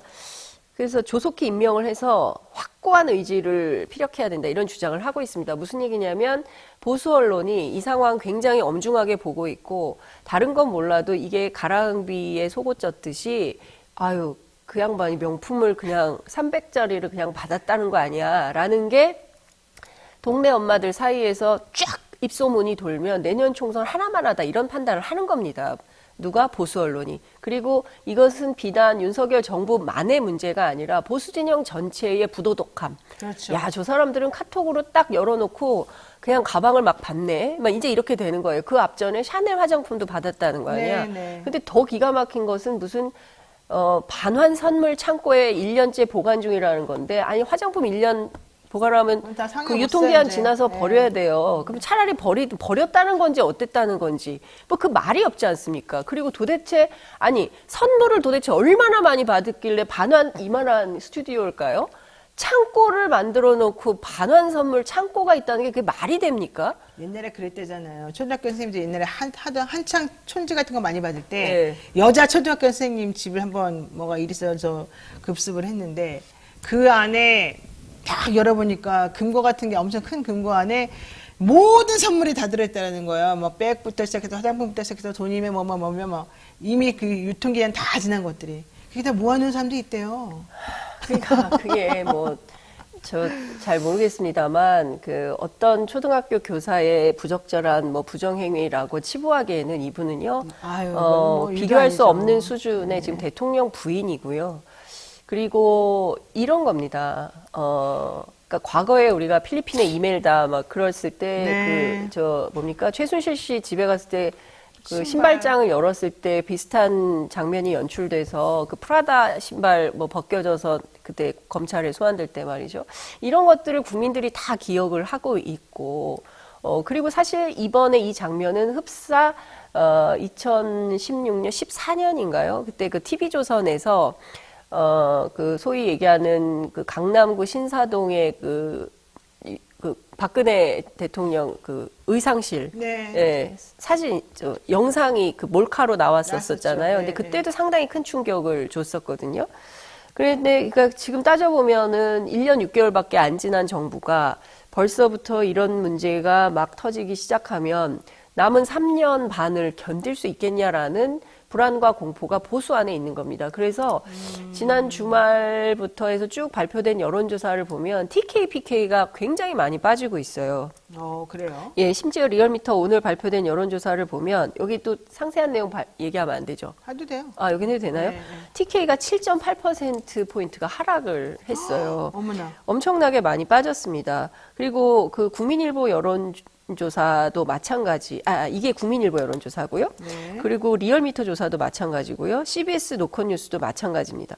그러니까 전반적으로 부울경에서 TK, PK에서 빠지고 있어요. 근데 그 빠지는 수준이 엄청나게 크다는 거고, 그러고 지난번에 뭐 이재용 그 삼성전자 회장을 비롯해서 재벌 총수들 전부 끌고 내려가서 부산에서 떡볶이 먹방을 했는데, 오히려 그것 때문에 여론이 더 나빠진 이런 상황이 되는 겁니다. 부산 엑스포. 뭐 어쨌든 누가 이런 기획을 하는 거냐. 네. 도대체 누구냐. 그러니까 이런 것에 대한 그 답답증과 궁금증들이 이제 계속 나오는 것이고요. 잘 그 복기를 해보면 박근혜 국정농단 사태 때 초기에 정윤회 문건 파문 터지지 않습니까? 그래서 그 정윤회 문건에 나오는 대로 교정을 했더라면 어쩌면 국정농단 사태로 탄핵 안 당했을 수도 있는데 그걸 오히려 문건 유출이라고 규정을 해서 지금 조응천 의원, 박관천 전 경정 뭐 이런 사람들을 전부 그 문건 유출의 주범으로 몰아서 역공했었던 그랬죠. 그 결과가 결국에는 탄핵으로 빚어질 수밖에 없었다. 그 경고를 기억하고 있는 그 보수 언론들이, 보수 세력들이 그 경고음을 지금 윤석열 정부에 보내고 있는 게 아닌가 싶습니다. 사실 고영태라고 기억이 나실 겁니다. 그렇죠. 2014년 11월 달에 지금 말씀하신 그 의상실, 문제 강남구 한 빌딩 사무실에 있는 그 의상실에서 그렇죠. 고영태 씨가 자기 이름으로 빌린 사무실이에요. 이제 돈은 최순실 씨가 냈겠지만은 최 씨가 해외 순방을 앞둔 박 대통령의 옷을 고르고 대통령 부속 비서관실 행정관들이 이 최 씨를 보좌하는 장면이 담긴 동영상을 찍어서 그렇죠. 공개한 일이 한번 있었었어요. 그게 단초가 되어서 일파만파 그들이 어떤 식으로 부적절하고 위법한 행동을 했는지 대통령에게 어떻게 선출되지 않은 그런 권력들이 비선이라고 한 이름으로 뭔가 영향을 행사했는지 그래서 대한민국이 어떻게 정말 우습게 돌아갔는지가 그때부터 사실은 나와가지고 이 탄핵까지 가게 된 거잖아요. 그렇죠.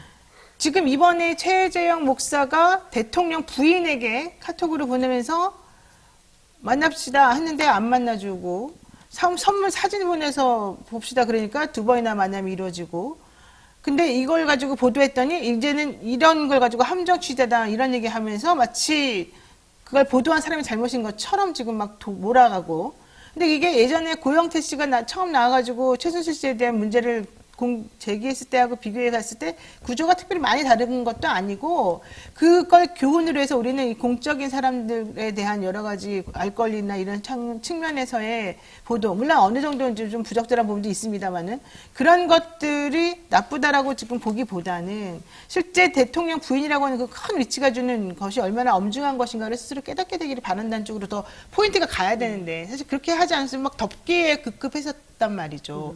그러면서 좀 전에 말씀하신 것처럼 계속해서 이 대통령 부인에 대한 작년 9월 달인가 7월 달인가에 그때 이명수 기자가 또 이렇게 한번 해서 난리가 났었는데도 아무런 해결이 안 되고 오히려 본인이 아무것도 배우는 게 없이 계속해서 그런 사람들과 위험한 커뮤니케이션을 이어나가고 있는 거가 문제다. 그래서 이게 문제라는 걸 알 텐데 그게 고쳐지지 않는다는 거. 아무도 그걸 문제라고 직접 말을 못하는 거. 이게 지금 저는 총체적으로 이 상황에서 벌어지고 있는 가장 큰 문제라고 보거든요. 그렇죠. 그러니까 지금 보고를 못 한다는 거잖아요. 그러니까 그렇죠. 기본적으로 그러니까 두 가지를 봐야 되는데 첫 번째가 강서구청장 보궐선거가 17.15% 표차로 그야말로 국민의힘이 참패를 했는데 대통령은 이길 줄 알았다는 거잖아요. 그렇게 보고를 받았다는 거고. 박근혜랑 똑같아요. 나는 탄핵 안 당할 줄 알았다. 똑같은 맞아요. 거죠. 그러니까 뭐냐면 김태우라는 후보를 그렇게 어거지로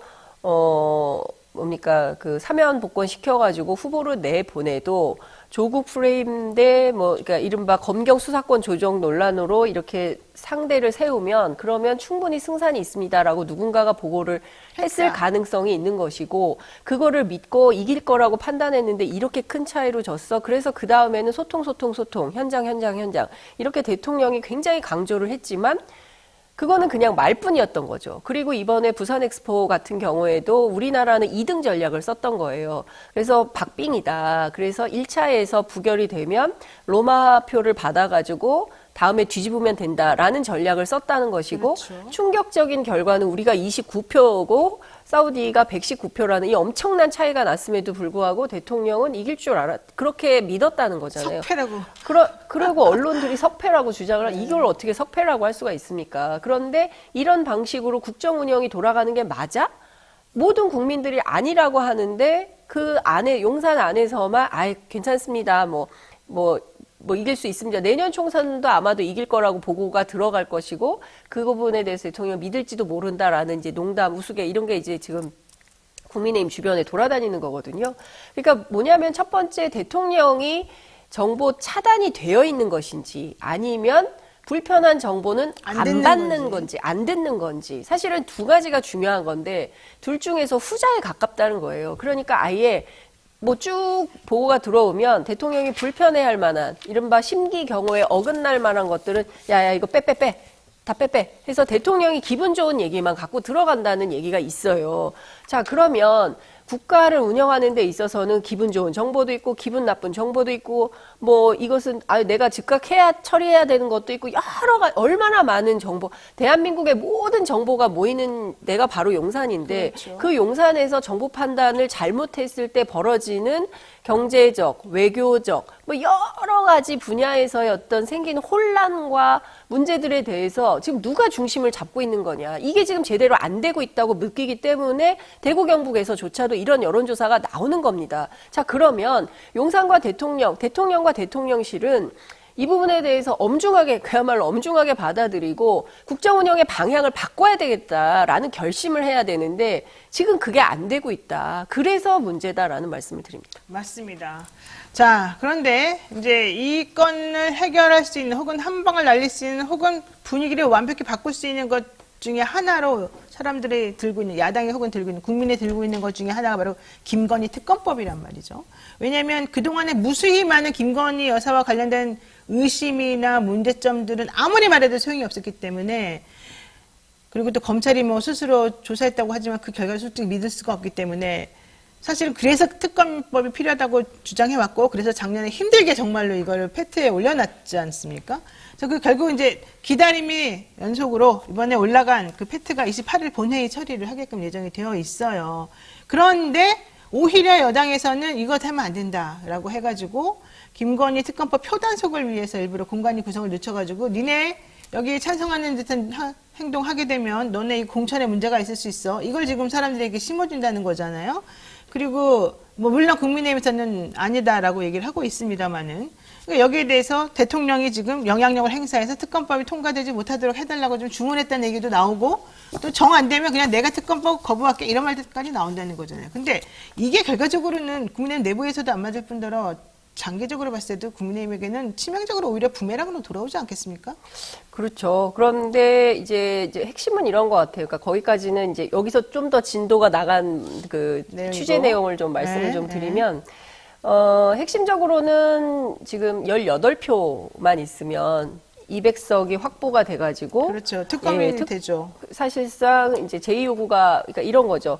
국회에서 28일 날 민주당이 주도해서 법안을 처리를 하면 대통령한테 가서 대통령이 이제 이것을 서명하거나 아니면은 다시 거부하고 제의 요구 다시 토론해 달라고 이제 국회로 다시 보내는 건데요. 거부하고 국회로 보냈을 때 예컨대 국민의힘에서 18표만 넘어오게 되면 그러면 국회가 200표 이상이면은 그냥 법안이 효력을 발생을 하게 되기 때문에 그러면 요게 굉장히 중요한 관전 포인트가 된다는 거예요. 그러면 18표가 민주당 쪽으로 넘어갈 수 있냐 없냐 이게 공천하고도 관련이 있고 여러 가지도 이제 관련이 있다는 건데 그래서 이제 김기현 대표 입장에서는 양날의 칼을 가지고 지금 용산과도 딜하고 있고 또 국민의힘 내부의 이제 현역들하고도 딜을 하고 있고 이제 이렇다는 얘기가 들려요.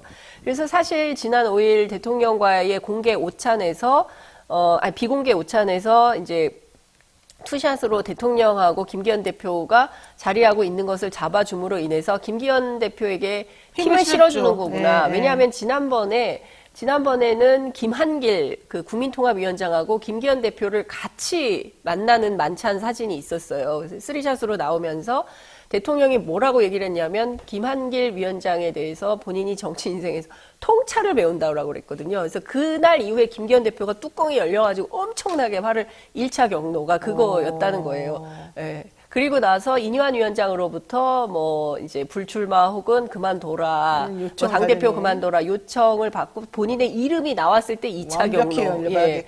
그래서 이건 도저히 참을 수가 없다면 이제 이런 얘기가 있었다고 이제 그 국민의힘 주변 관계자들이 이제 전해주고 지도부 관계자들이 전해주는데 어쨌든 김기현 대표가 끝내 한 칼은 있을 거다라는 게 이준석 전 대표의 분석이기도 했는데 아니나 다를까 이제 역시 영남 중진 사선 의원답게 이제 그렇게 정치력을 발휘하고 있는 국면이라고 볼 수 있는데 용산 같은 경우에는 대통령 입장에서는 사실 그날 5일날 오찬에서 대통령이 부탁을 했다는 소문이 있는 거잖아요. 네. 김건희 특검법을 좀 잘 좀 처리를 해달라라는 얘기가 있었고 실제로 만약에 그런 게 사실이라고 한다면 사실 그것도 위법한 겁니다. 그럼요. 예, 그러면 안 되는 거예요. 불법이에요. 안 되죠. 예, 그런데 뭐 그렇하더라라는 소문으로 돌고 있기 때문에 저희들이 확인은 할 수 없지만 여하튼 이제 그런 얘기가 있는 것이고 그리고 또 한 측면에서는 이제 김기현 대표의 영향력인데 하나는 이제 두 가지 옵션이 있는 거잖아요. 김 대표에게. 첫 번째는 당대표직을 유지하고 싶어 한다는 거예요. 왜냐하면 이것은 대선 행보 때문에 본인의 대선 행보에서